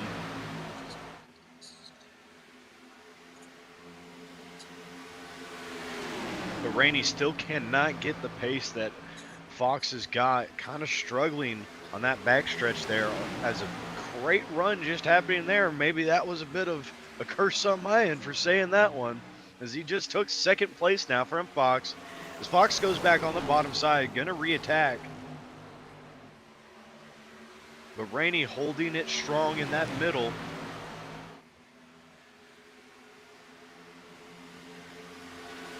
Rainey trying to follow the 22's draft there. Almost made it contact with the 09 of Fox. Now up into second place. Sights set on the lead. Will he make the move now? Does. Davis cannot pinch him to the high side. Rainey now found his nose in it. 2 Fords, 3 Fords, 1, 2, and 3 right now. Rainey, Davis, and Vincent. Seems like we are now starting to have a resurgence from the Ford competitors. Literally one Chevy on the field. It is a slew of, one Toyota on the field. It is a slew of Chevys and just a few Fords sprinkled in. Now 3 of them in the top 5, 1 and 2. Still fighting right now. That is Davis and Rainey. Rainey has the advantage at lap 14 to sit comfortably on the outside, but Davis now getting the lead back on the bottom, and this seems like the fight is not going to stop for either of these drivers right now.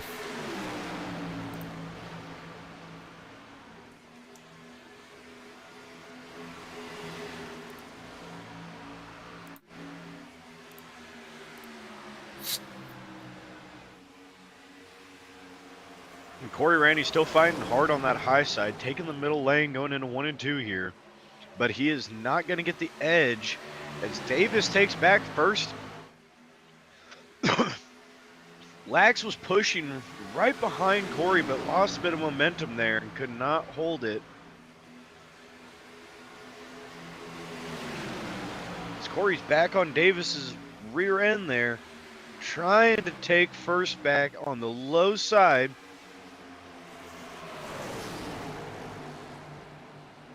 Going into 1 and 2, losing a bit of momentum. With an exit out of 2, back into second place, could not fight against Davis there. Davis was able to fight off Rainey.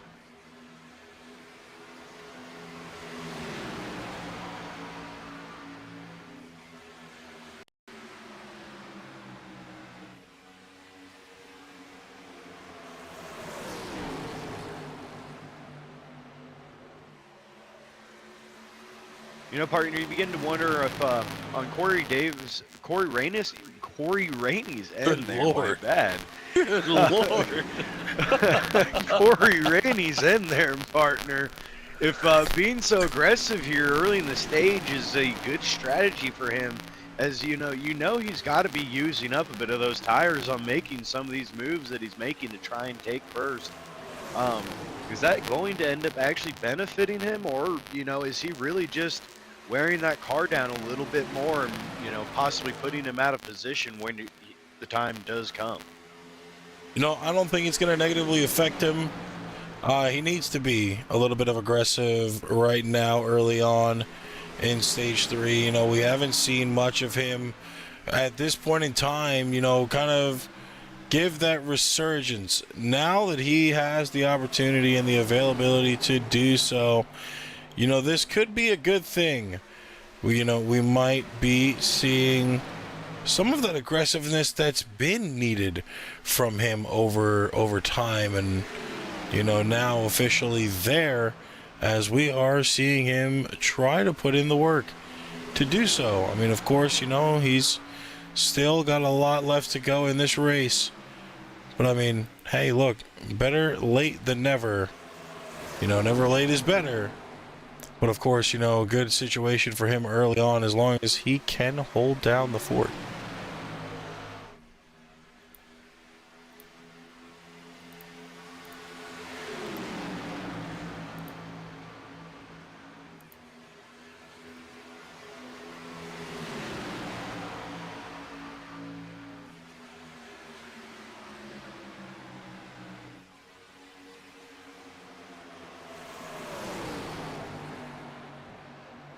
Of course, now everybody doing pretty good. Davis now back up in the lead here.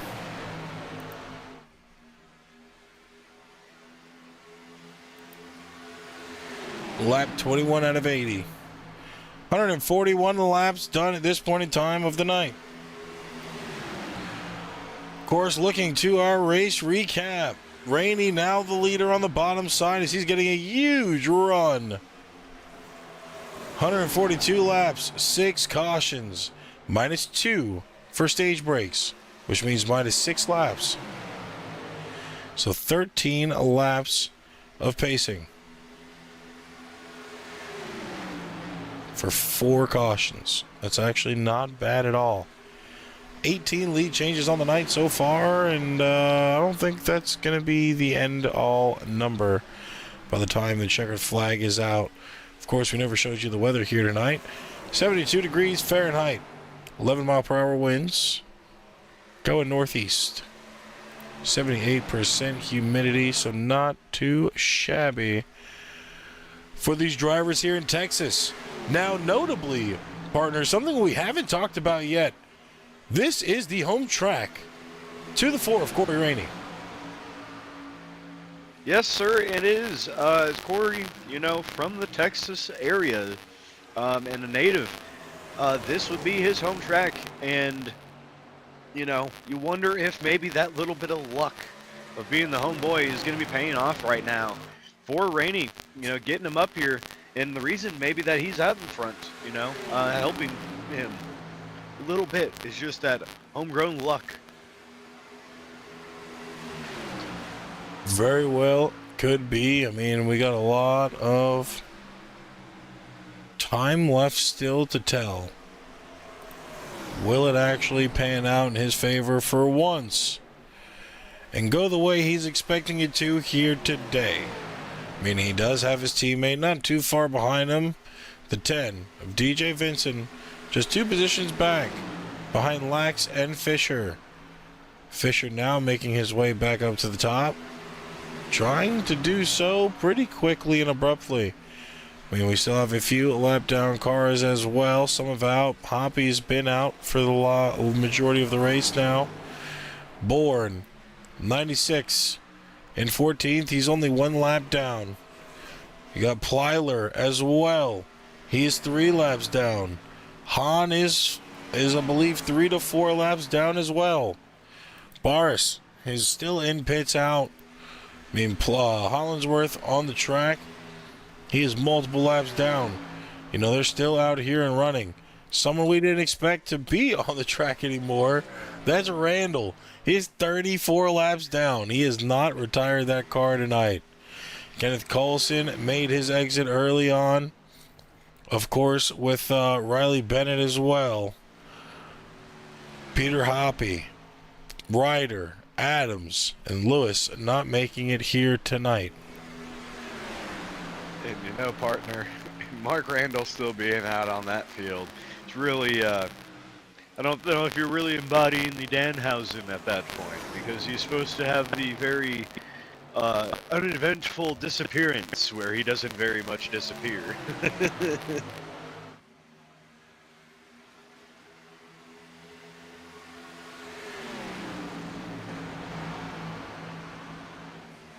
I can tell you right now, he's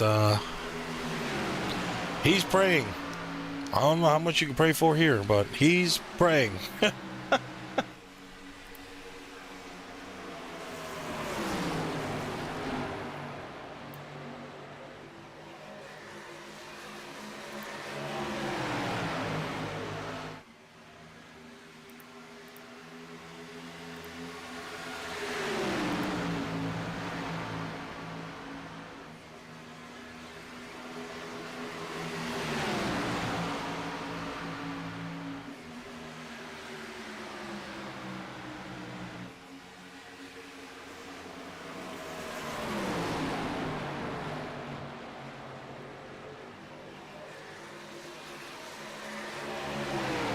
Now, of course, Fox currently in the lead right now.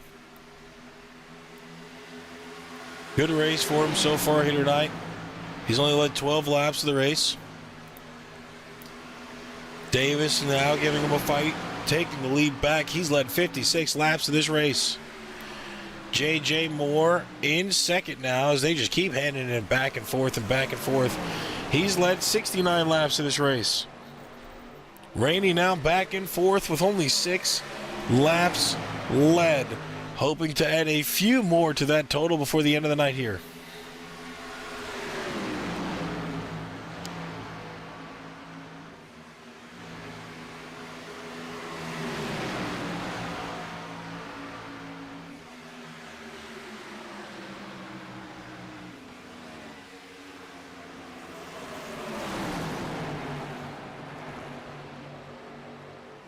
Now, of course, these drivers making it look easy, but it is not easy to drive, especially at Texas.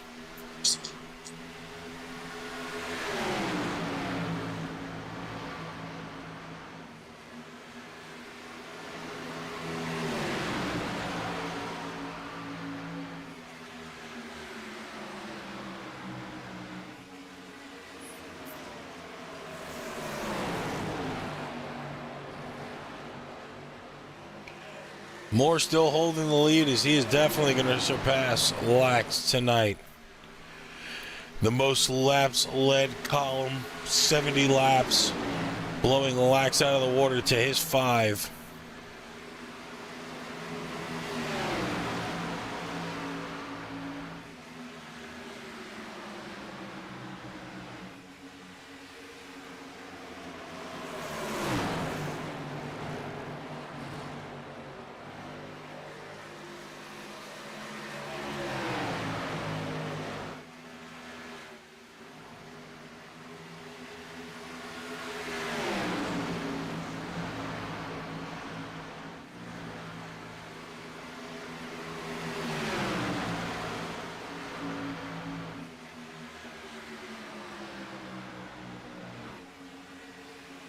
I mean, actively, I think at this point in time, he has actually just blown Morton's record.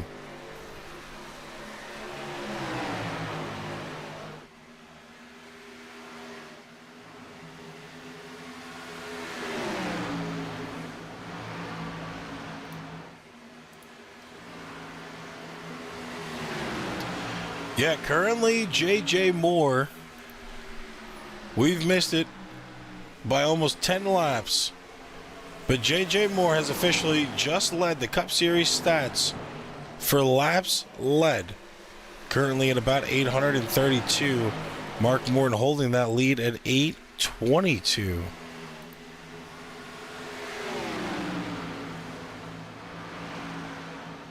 And that is a very crazy number when it comes down to it, partner.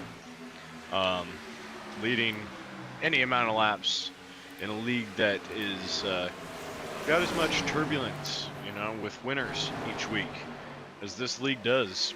You know, it's a big thing for just about anybody to be up in those numbers.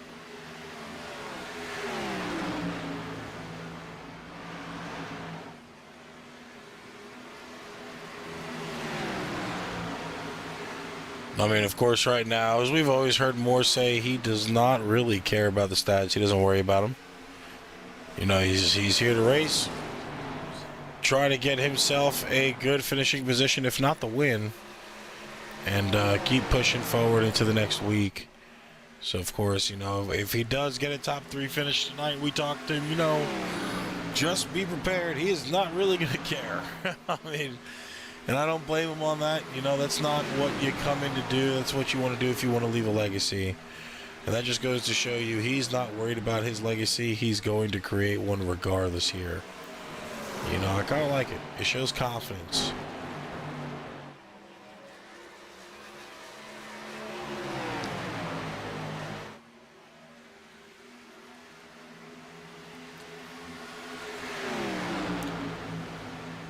Of course, lap 40 right now. We are halfway through the stage.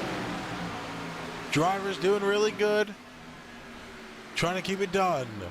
Of course, we're going to go to a quick commercial break. Remember, folks, if you're on Twitch, if you have Amazon Prime, it's 1 free sub a month. You don't have to watch these commercials. You can watch the picture-in-picture and stay through and through. But we are about to head to another quick commercial break. And we'll be back with more 6-shooter action here at Texas for the Naras Cup Series.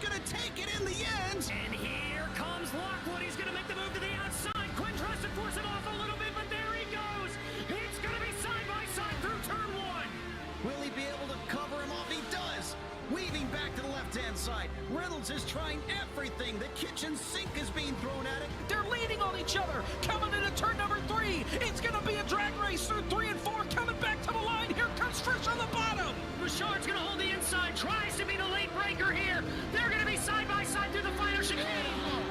They bang doors, but keep it clean. As they're still 4 wide on the run down into the back straightaway. Demerit's looking for a line as well. What is going on in Michigan? Novak into the fence. They're still beating and banging. And to the line. He is much faster coming through there. Is there damage on Challenger? Abramitis is ahead. There's going to be a race to the line. Who is going to get it?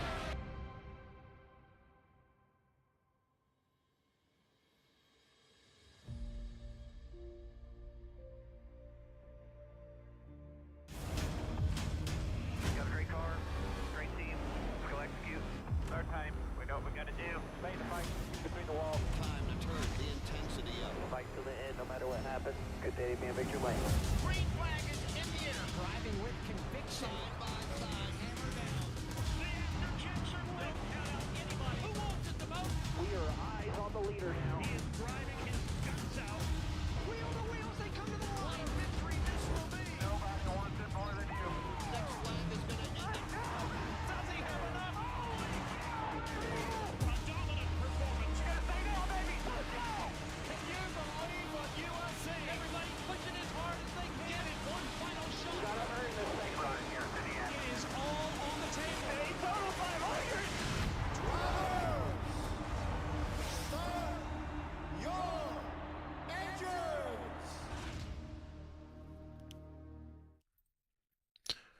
We are back here from another commercial break. Training paints has been funky tonight, so we reloaded it again. So now we actually have the correct paint scheme for a few of the cars that weren't actively showing it. 92 of Jordan Naughton in this time is what we were following. Corey Rainey now up to second in the correct paint scheme tonight. Partner, it looks like JJ Moore coming in here for some of our first green flag stops. The leader himself making one of the first stops here with just about 30 laps left in this race. JJ Moore and Jordan Fisher both in pits this time.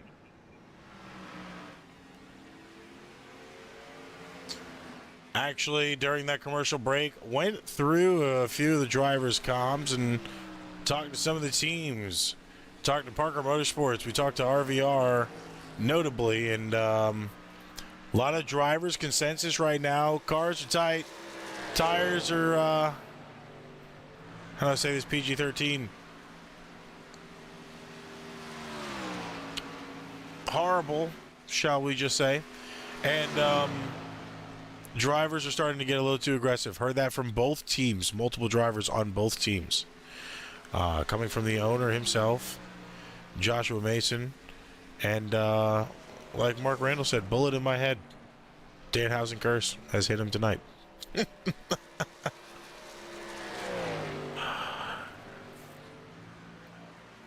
Now, Corey Rainey with a bold decision staying out here. Joshua Mason and Kyle Sims are the only two that have stayed out. Mason now out, Sims in. Two drivers that have stayed out. The 88 of Mason and the 4 of Corey Rainey. Corey Rainey now coming in. So he will be a lap fresher on tires, but will he actually have the run to do so? Mason now going to the backstretch. He's still in second place. When will he come down, or will he come down now is the biggest question.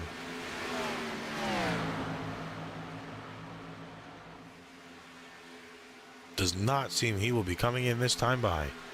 He last pitted at lap 1.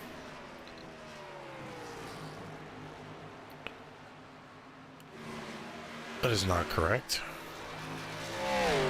He last pitted at lap 122. There we go. That is correct. So he is on an older run of tires right now. Currently your leader. Fox in second. Lax in third. Davis in fourth. Moore in fifth. Bennett in sixth, and now Rainey all the way back in seventh place.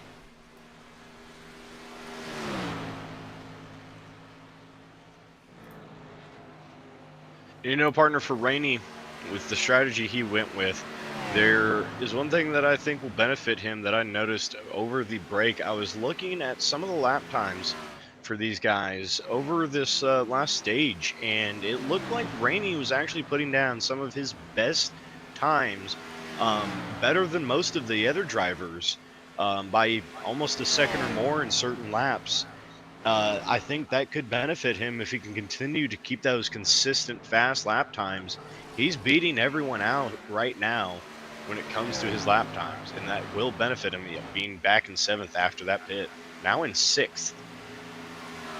Of course, now it's really going to be time trials of a waiting game. Will he be able to get it back? Will he have to fight harder than what he should have, staying out that extra lap? Or will he be stronger on a lap fresher tires than these drivers when they start to burn theirs down early?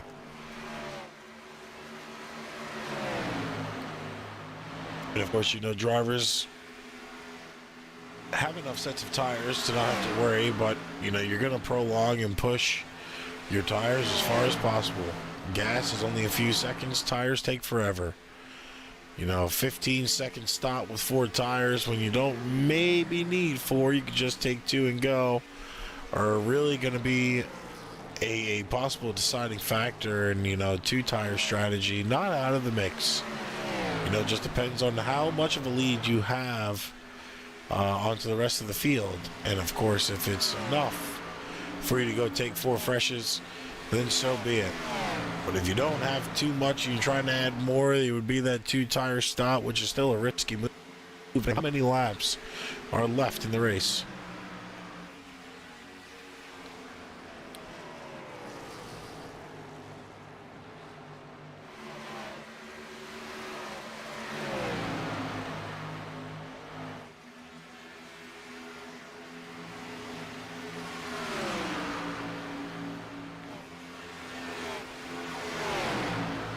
Corey Rainey now in 5th after passing Charlie Bennett, and he is really steaming forward towards the front right now.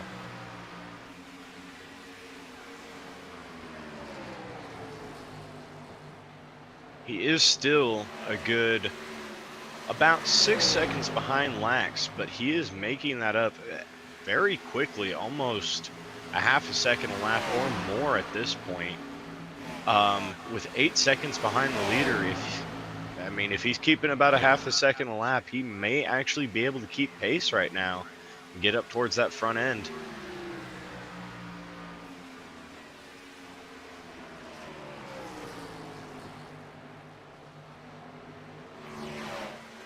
Now, partner, how do you feel this driving might shake up here with the rest of these laps we have left to go at the 6-shooter 300?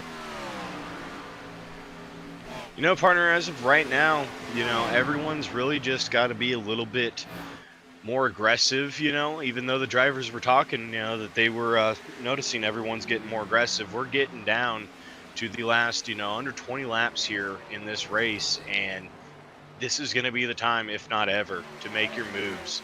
And with certain drivers that are kind of starting to power up towards the front of the field, you know, you're going to see them become very aggressive. And there's still guys that maybe they have something left in the tank that they haven't pulled out yet. In lap 62 right now, out of 200, J.J. Moore and Davis now fighting for the lead. Side by side, Moore gets it on the top side, Fox in 3rd. Lax in 4th, Rainey up in 5th place. 6, almost 7 full seconds now back from the leaders.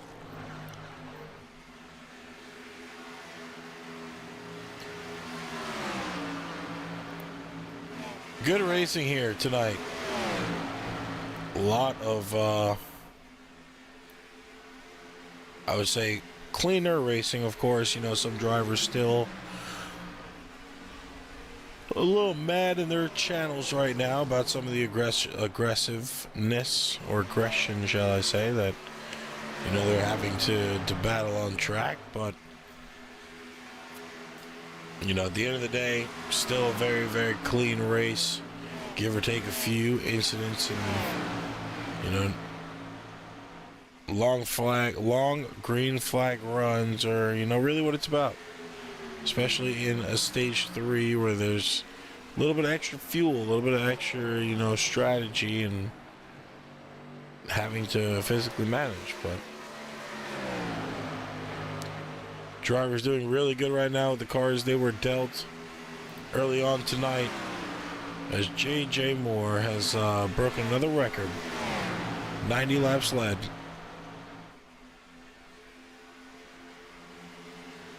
And partner, I hate to keep hitting a dead horse here, but man, Corey Rainey is really powering along here as he's about to cross this finish line again.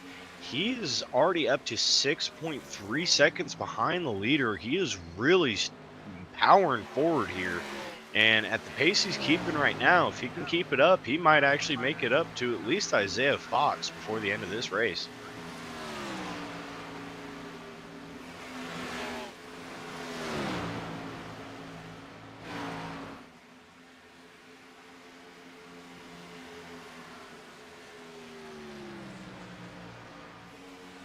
He is really driving that thing. It's like it's like he's driving like he's stolen, I'm going to be honest.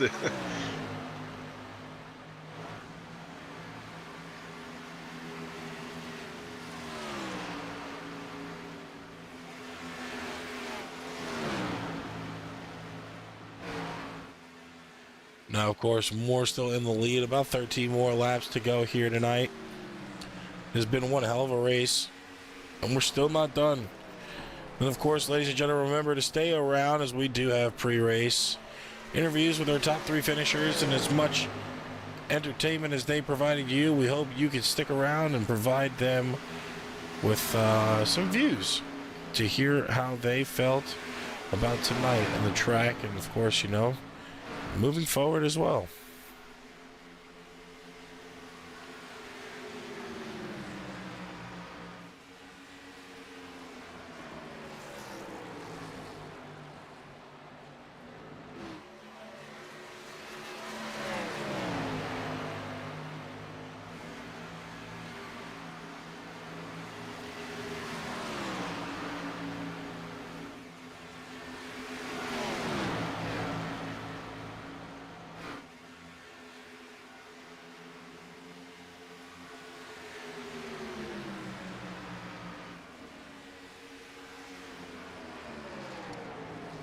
Not much leeway being given. Moore still in the lead currently right now. Rainey sitting in 4th. Fox in 3rd, just kind of methodically waiting. I mean, there's only 11 more laps to go tonight. Moore has 95 laps led.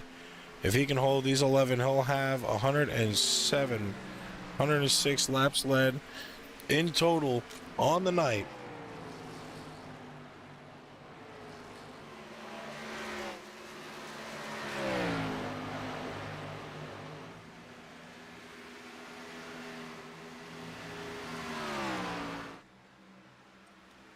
Honestly, partner, seems a little too spread out for anything to make shake right now. I feel like we're going to have to be waiting on a caution to see a restack pull up. And that's what I'd say, Isaiah Fox and Corey Rainey, those guys are both probably really hoping right now that there could be a caution flag thrown, because they are hunting and pushing as hard as they can, but it does not seem like they are going to be able to keep up with the pace that they're going to need to be able to make it up there.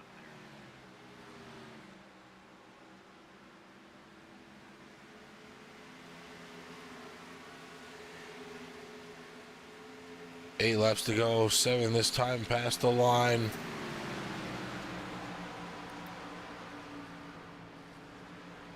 Moore and Davis really not catching time. Moore still 0.7 of a second off in front from that 22 machine of Davis. Rainey now making a pass on Fox for 3rd position.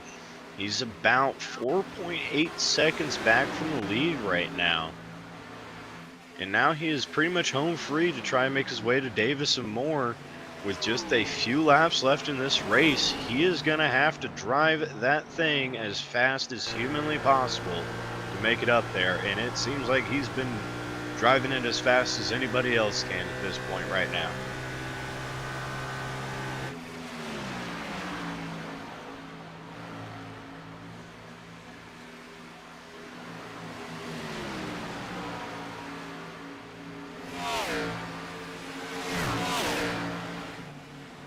Four more laps to go. JJ doing an exceptional job right now, holding the lead down. Rainey trying to make some runs, but will not be able to. About 5 seconds back from the leader. With 4 seconds to go, he would need almost a second a lap and a caution to come out to help him with the rest of that time. And it looks like Moore now, he has finally broken away from Davis, as Davis is starting to lose time on Moore.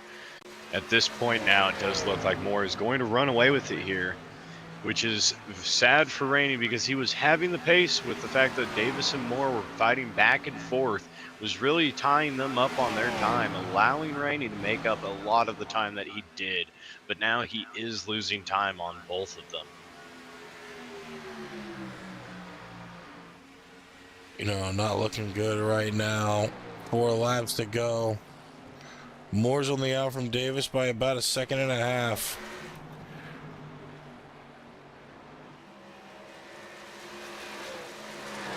Rainey still out by a long shot.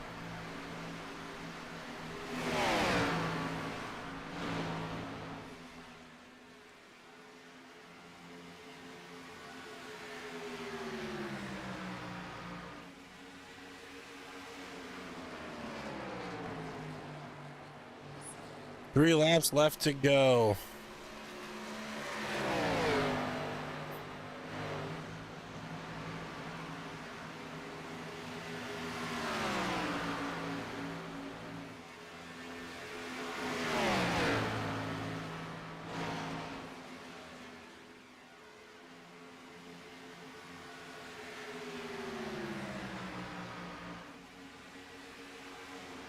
Two laps. White flag this time past the line for JJ Moore.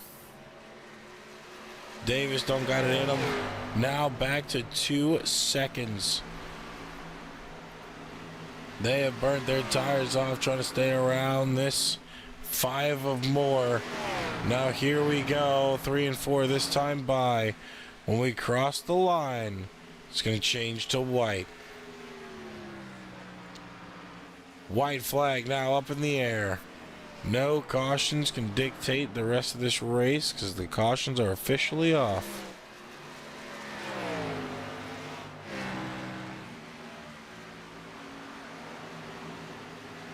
And you know, partner, that was quite a run by Corey Randy towards the end there. But whenever JJ Moore was able to start breaking away from Davis is really when that run kind of started losing all the effort that he had left. JJ Moore takes... Oh, sorry. JJ Moore, my bad, sorry. As JJ Moore comes across the line, winning the race today. JJ Moore, not an unfamiliar face to victory lane. JJ Moore has already claimed some wins this season. Of course, getting the win at Bristol, like we said, and we haven't seen him win since, Phoenix this season. Just a month ago, on the 28th.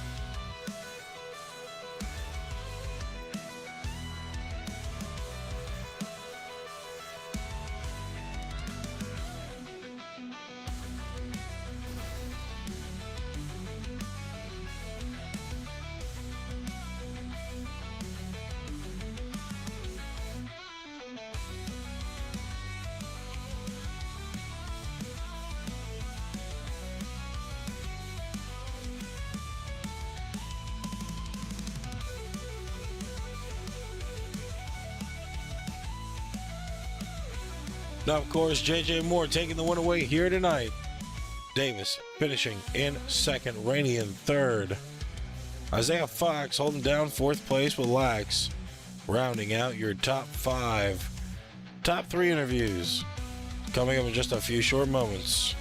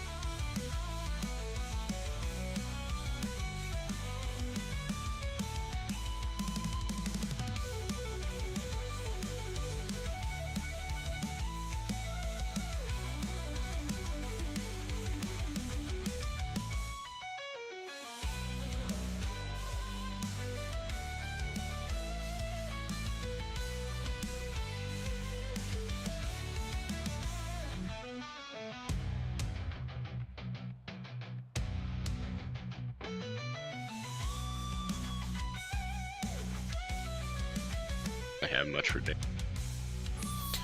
All right, we are going to start off with our top 3 finisher. We're only getting two interviews tonight. Rainey has opted out of his interview. So we are going to pull in our second place finisher, the number 22. Maybe. Is it going to let me pull in? There we go. Number 22, Joseph Davis. Well, boss, you had a hell of a run there, I'd say, for majority of the race. Unfortunately, just wasn't able to get it done when it mattered the most. You had a lot of back and forth tonight from a lot of drivers. I mean, of course, you led 61 laps here for yourself tonight. Kind of take us through how you felt here on the track.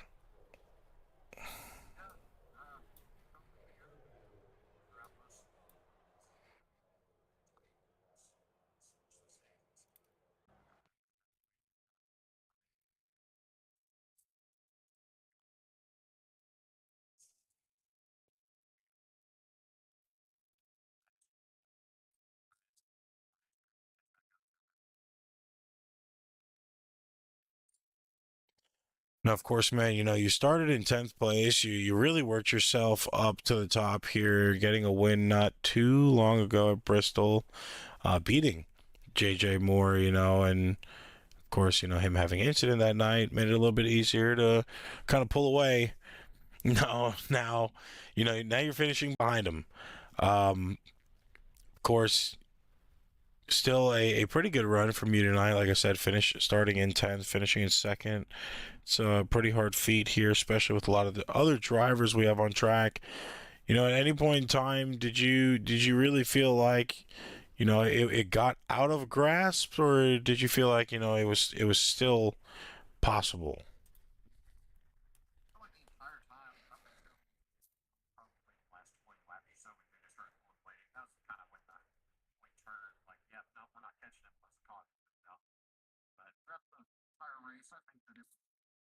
Pretty much in hand.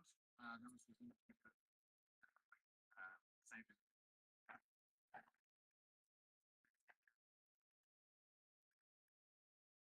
Having to lead everybody in the draft here. It's not expected. But we're looking forward to it, and I mean, second's still good. home race. It's pretty nice and come away with a good result. Nah, I mean, man, it's one hell of a season. We have to go. Like we said, first play is given to JJ tonight. Bristol, you got the first win on the season. Still have a long way to go until the end of the race, week 26 for Nashville. How are you feeling about your opportunity to kind of advance? What you would call a good season start here. I mean, right now, still trying to look at points, outside of the top 16, but willing to, make something work. It's of course going to take time to, kind of Sure. increase over time, but, how are you feeling about, your odds looking in now? Feels pretty good. We got some tracks on the schedule that are pretty suited towards my driving style, and as more and more goes, or as the more and more of the schedule goes along, the more that I think we're going to be seeing more at the front and in qualifying and whatnot, and we're going to be around probably the same people pretty much every week in and week out. So it's going to be try not to make anybody mad to the point where I don't get absolutely wrecked at one point or another. So that's kind of the main goal, is just basically survive and not get or not make enemies with anybody. Now, of course, like we were saying, hell of a season still left to go on the Cup side. What tracks kind of stand out for you yourself, and what we can possibly see you grab another top 3, if not another win? I think pretty much any of the mile and a halves are kind of a given. As much as they are kind of chaos with this package, I think that the good driver still rise to the top in those races. But Watkins Glen, definitely a track that I'm going to be looking for a win at. And then, of course, we go to more short tracks as well. Going back to Bristol later this season, we're going to have to defend that win from mainly JJ, but everybody else in the field. And there's some other short tracks that, I haven't really driven in this car, and nobody's really seen me drive in this car either. So nobody really knows how I'm going to do at those places, but I have a feeling they'll find out that I'll be at the front pretty early. Now, of course, man, before we let you go and enjoy the rest of your Saturday night, do you have any shout outs you'd like to give to anybody? Shout out to Jordan.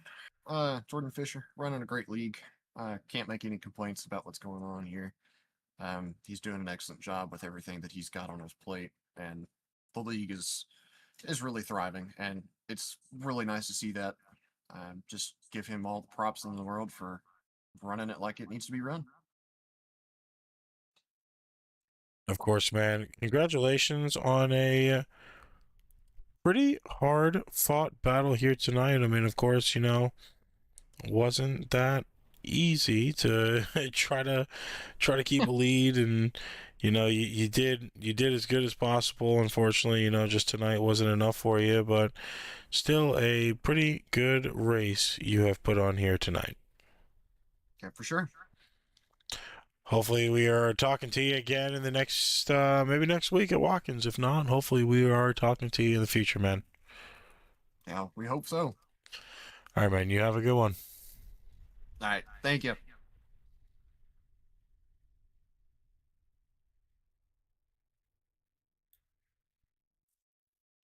That, of course, was your 22, Joseph Davis, for Red Tail. Now, of course, moving forward, as there's only one other person to talk to tonight. That is going to be the man that has just officially broke records here tonight. A man that does not care about the stats, but of course we always do. Someone that is now a multi-winner on the season, officially meeting Tristan Pena in that category. It's taken a while for him to kind of get that momentum back since Phoenix, but he has officially done it now. That being the 5 of JJ Moore. Yes, sir. So, it's taken us a few weeks to get back here, but congratulations on the finish. Well, thank you. Yeah, it's been what, 2 weeks, 3 weeks, something like that. About a month, yeah. It's been a little while. How you been doing? Pretty good. Hopefully, not as good as you are tonight, but doing pretty good out here. Yeah, we're just living the dream, running at Texas. We gotta love Texas, honestly. I really love Texas. Well, tonight, JJ, you had a wonderful night winning the race and leading a total of 105 laps.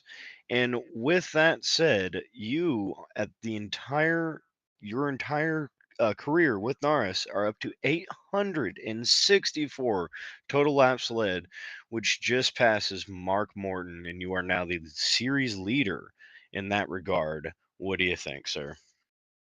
Um, I know I've told Tyler before. I'm not too worried about stats. I kind of just show up and race, and if I have a good race that goes my way, much like tonight did, I'll lead laps, I'll get poles, I'll win races. Um, but it's just kind of letting myself get in that position. I was up front most of the night, and people kind of fell off, and I took advantage of people sliding and burning their stuff up, and I just got up front right at the perfect time. I felt like each run, and just the laps led kind of just came with it, and I think the win came with that as well. So I'm not too worried about stats. It's a cool little check mark on my resume, I guess, for Naris. But the biggest check mark's going to be hopefully winning the championship at the end of the season. No, I mean, of course, man. You should have had at least another 2 wins at this point in time. Kind of what Mark Morton had to experience last season. Bristol should have been another race for you. We saw you sweep it the playoffs last season. Of course, hell of a roster this season, so it made it a little bit more difficult. But of course, being in other people's mistakes has kind of cost you a lot of misfortune these last few weeks since Phoenix. Now, with you getting the win here at Texas, being the second person to get multi wins in a single season, adding to the playoffs. I mean, you are currently sitting in second, probably will advance over Tristan Pena now in the playoff standings for first, and definitely going to be moving up on points tonight as you finish in front of your teammates of Parker Mason and Charlie Bennett as well for Bennett Motorsports. How are you feeling about, the trajectory of your season already at week 8? It's just I'm glad I'm getting some points back from the couple races I missed at the start. I think it was Daytona and Vegas I missed. And start of the season just wasn't that good for me. Obviously I missed Daytona, Atlanta I DNF'd, Vegas I missed, and I came up to Phoenix and I just had the mentality. I was like, look, I gotta do good. And I showed out for Phoenix, and I was like, okay, we got the win. Let's just focus on consistency. And Bristol was, I think, a good show of that. And then, like you said, I made my own mistake at Kansas, and I killed my run. And then last week at Richmond, I got caught up in a wreck very, very early in the race, and spent most of the race about 60 some laps down. And I wound up rebounding decent, but I'm saying it's just a very consistency thing. I'm just trying to. I already got the win at Phoenix, so I'm just trying to rack up as many points as I can get. And obviously, I think I've been doing a decent job at recovering from my misfortunes that I've had. Like you said, I'm sitting seventh, and with this win tonight, I'll probably jump up a couple more spots. But it's just about getting up as many points, getting up as many playoff points as I can get, and just getting as close to the top as I can for the when the playoffs do start. No, man. I mean, we kind of expected the win here tonight. We saw you kind of put rails on that car at one point in time and turn it into a train and just chugging along past a few drivers. Now, the 22 did give you one hell of a fight, and it didn't seem like he was going to let off of that fight. Did you feel at any point in time that it was either going to be very difficult to get around him, or did you feel like that was something that you kind of had, you were just saving for the late run? Well, I know me and Joseph were fighting early in the race. I think it was stage one when it was just me and him, and I was running bottom, he was running top, and we would literally stay equal. And I knew then, I was like, well, we're this deep in the run, like 30 plus laps. It's just gonna be really difficult to get around him because we're on such equal tires. And that last stage came around, and I didn't really know what he did on strategy, but all I know is he was on a lot better tires and he came out in front of me. So I said, well, let me just push him up there to the lead, make sure I don't screw my own chances of going for the win, and then I'll go at him. And I just made one really aggressive move there in the start finish line and went to his top, and I was able to clear him. And like shortly after that, he started falling off. I'm not sure if he took two tires or what exactly happened, but I knew it was going to be difficult. He made it difficult. I do want to applaud him for that because it was a really, really fun race to be up there with him. But no, I knew it was going to be difficult. It's just a matter of when you need to strike and when you needed to save.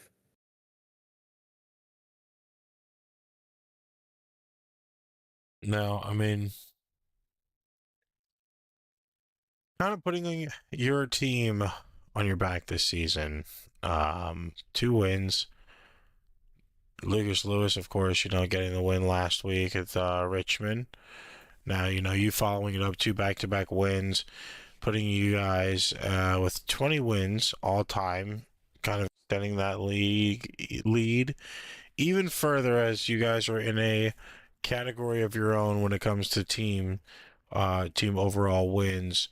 Of course, stats don't mean anything, to you at the tip of your mind, but how does it feel driving for a team that is, the prestige team of the series of the league itself, with 20 wins overall, with the next team being six? Well, obviously, I don't really care too much about personal stats, but when it comes to team stats, I do want to care a lot because that's honestly my second priority. First priority is obviously making sure I have a clean race, but the second priority is always my team and helping them out as much as I can. And that's not only just Jordan as a team owner, but that's also Josh and Lucas. And it's not just a me thing. Yeah, I know you said I'm carrying the back, but I may have the most wins on the team, but I'm not going to discredit what we as a team have overcome this season. We're all seven in the top seven in points currently. And we've all missed some races. Lucas missed tonight's race. I missed a couple. Jordan's been wrecked out of some, and I think we've all persevered in a way. Um, where I don't really want to say I've carried the team. Obviously, statistically, yeah, but just a team effort overall. It's just we've been doing the better. Us four have been doing better than I think anyone else in the league has, and that's why that's why we have the most wins of all time across the league, and that's why I think all four of us are doing so good this season. It's just we're able to persevere so well and work together. Now, of course, man, kind of going back to the race here tonight. How did you feel the cars were? I jumped into your channel at one point in time, and I heard cars weren't the best, tires weren't the best, but seemed like you were able to manage pretty well here. Yeah, it's just kind of managing tires, like you said. Tire fall off was really bad, especially with the way one and two was built. I'm saying it's just you can run multiple lines, you can run the top, you can run the bottom, but overall, I think just clean air, being up towards the front of your pack helped out the most. And I just kind of kept putting myself in that position. Stage one, I was up front. Stage two, I dropped back a little bit and got back up front. And then stage three, I just worked my way up and was just saving tires. But I'm not. It was definitely rough. I could definitely feel the tire wear, especially shortly before my green flag pit stop. I think that was about the longest run of the day. I think it was about 45 or 50 laps, and I definitely felt the tire wear there. But I don't think it was too bad. I think it was manageable throughout the whole race. No, partner doesn't have anything for you. We're gonna wrap it up with one more question. Partner, you got anything? No, that is all that I do have for the night. All right. Well, of course, JJ, before we let you go and celebrate your win, not only with yourself but with your team as well, and any of your fans or family around you, wherever it may be. Of course, we're going to ask you if you got any shout-outs to give. Well, the same as always. First shout outs, Jordan Parker, league owner and team owner, Parker Motorsports. I want to thank him for giving me the opportunity being on his team, contributing to such great success. I think it's 3 or 4 wins I've had now, and I'm just so appreciative to be on his team and help contribute to that. And while I'm at it, I thank the teammates of Lucas Lewis and Josh Mason. Lucas wasn't here tonight, but Josh ran into his fair share of troubles. I think he wound up being a top 10, so it was still a pretty good race from the team. I thank Gatorade for sponsoring the car.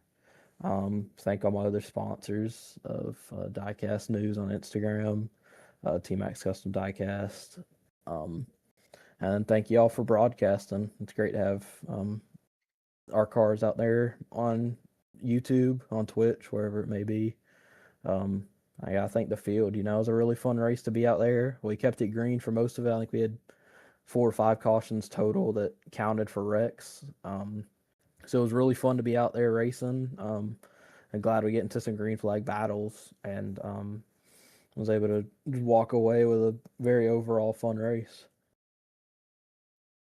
Well, of course, man, congrats to you on another win here tonight, solidifying an even further playoff run into the round of 16 for you.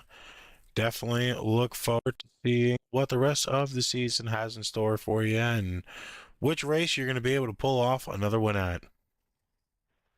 I'm hoping it's Watkins Glen, but it's I don't do so hot when it comes to turning right. I'm a NASCAR driver, so we'll have to see what that roller coaster has to come next week. But hopefully it's next week. But if not, hopefully you'll see at least a Parker Motorsport car up there in the next coming weeks. Well, we'll have about 7 more days now with this checkered flag being out to figure out if we'll be talking to you again as the last person, of course, with another win. All right. Well, only one way to tell, and it's just to wait and let time do its course. Well, of course, once again, man, congrats on your win. Appreciate you letting us pick your brain up here for a few minutes, and we definitely look forward to possibly talking to you next week as well. Yeah, thank y'all. I always love getting my brain picked. All right, man. You have a good one. Yes, sir. Y'all too. That was your race winner, the number 5 of J.J. Moore. One hell of a race tonight. Drivers did a very good job here. Of course, you heard some calls of aggression on the track, but nothing too egregious as those who had been a little bit crazy or haywire, whatever you want to call it, disrespectful, whatever you may want to say, kind of put themselves out early on into the race, and a lot of the drivers didn't have to worry about anything moving forward. Of course, J.J. Moore getting the win when it mattered most.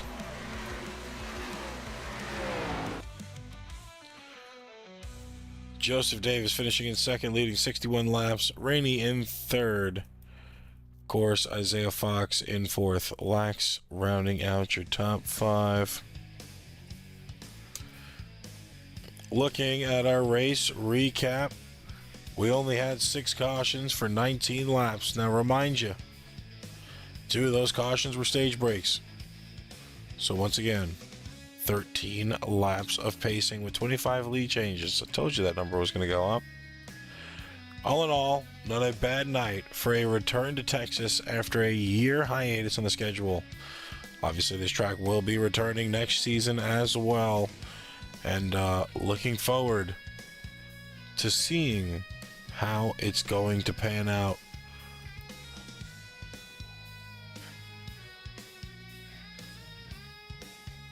Now, of course, as always, our live coverage here tonight has concluded for the race. We've already done our interviews, and now we are going to have to say farewell. Of course, on behalf of the Asphalt Racing Network and the Naras Cup Series as a whole, Fisher Studios Truck Series as well, we'd like to thank you guys for tuning in here and watching these drivers do what they do best.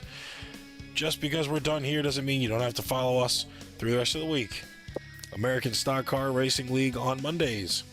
Right Time ARCA on Wednesdays with the Truck Series and on Thursdays. And of course, Naras Trucks on Fridays. And what you just watched, the Gen 6 cars and their farewell tour on Saturday. So be sure to check us out at one of those days. You do not want to miss it, and you will not regret it. Of course, everybody, thank you for tuning in, and we appreciate you. Of course, if we don't see you here, we hope to see you again in the future. As always, we are going to leave you with a white flag lap where J.J. Moore solidified his second win on the season. We hope you all have a good night.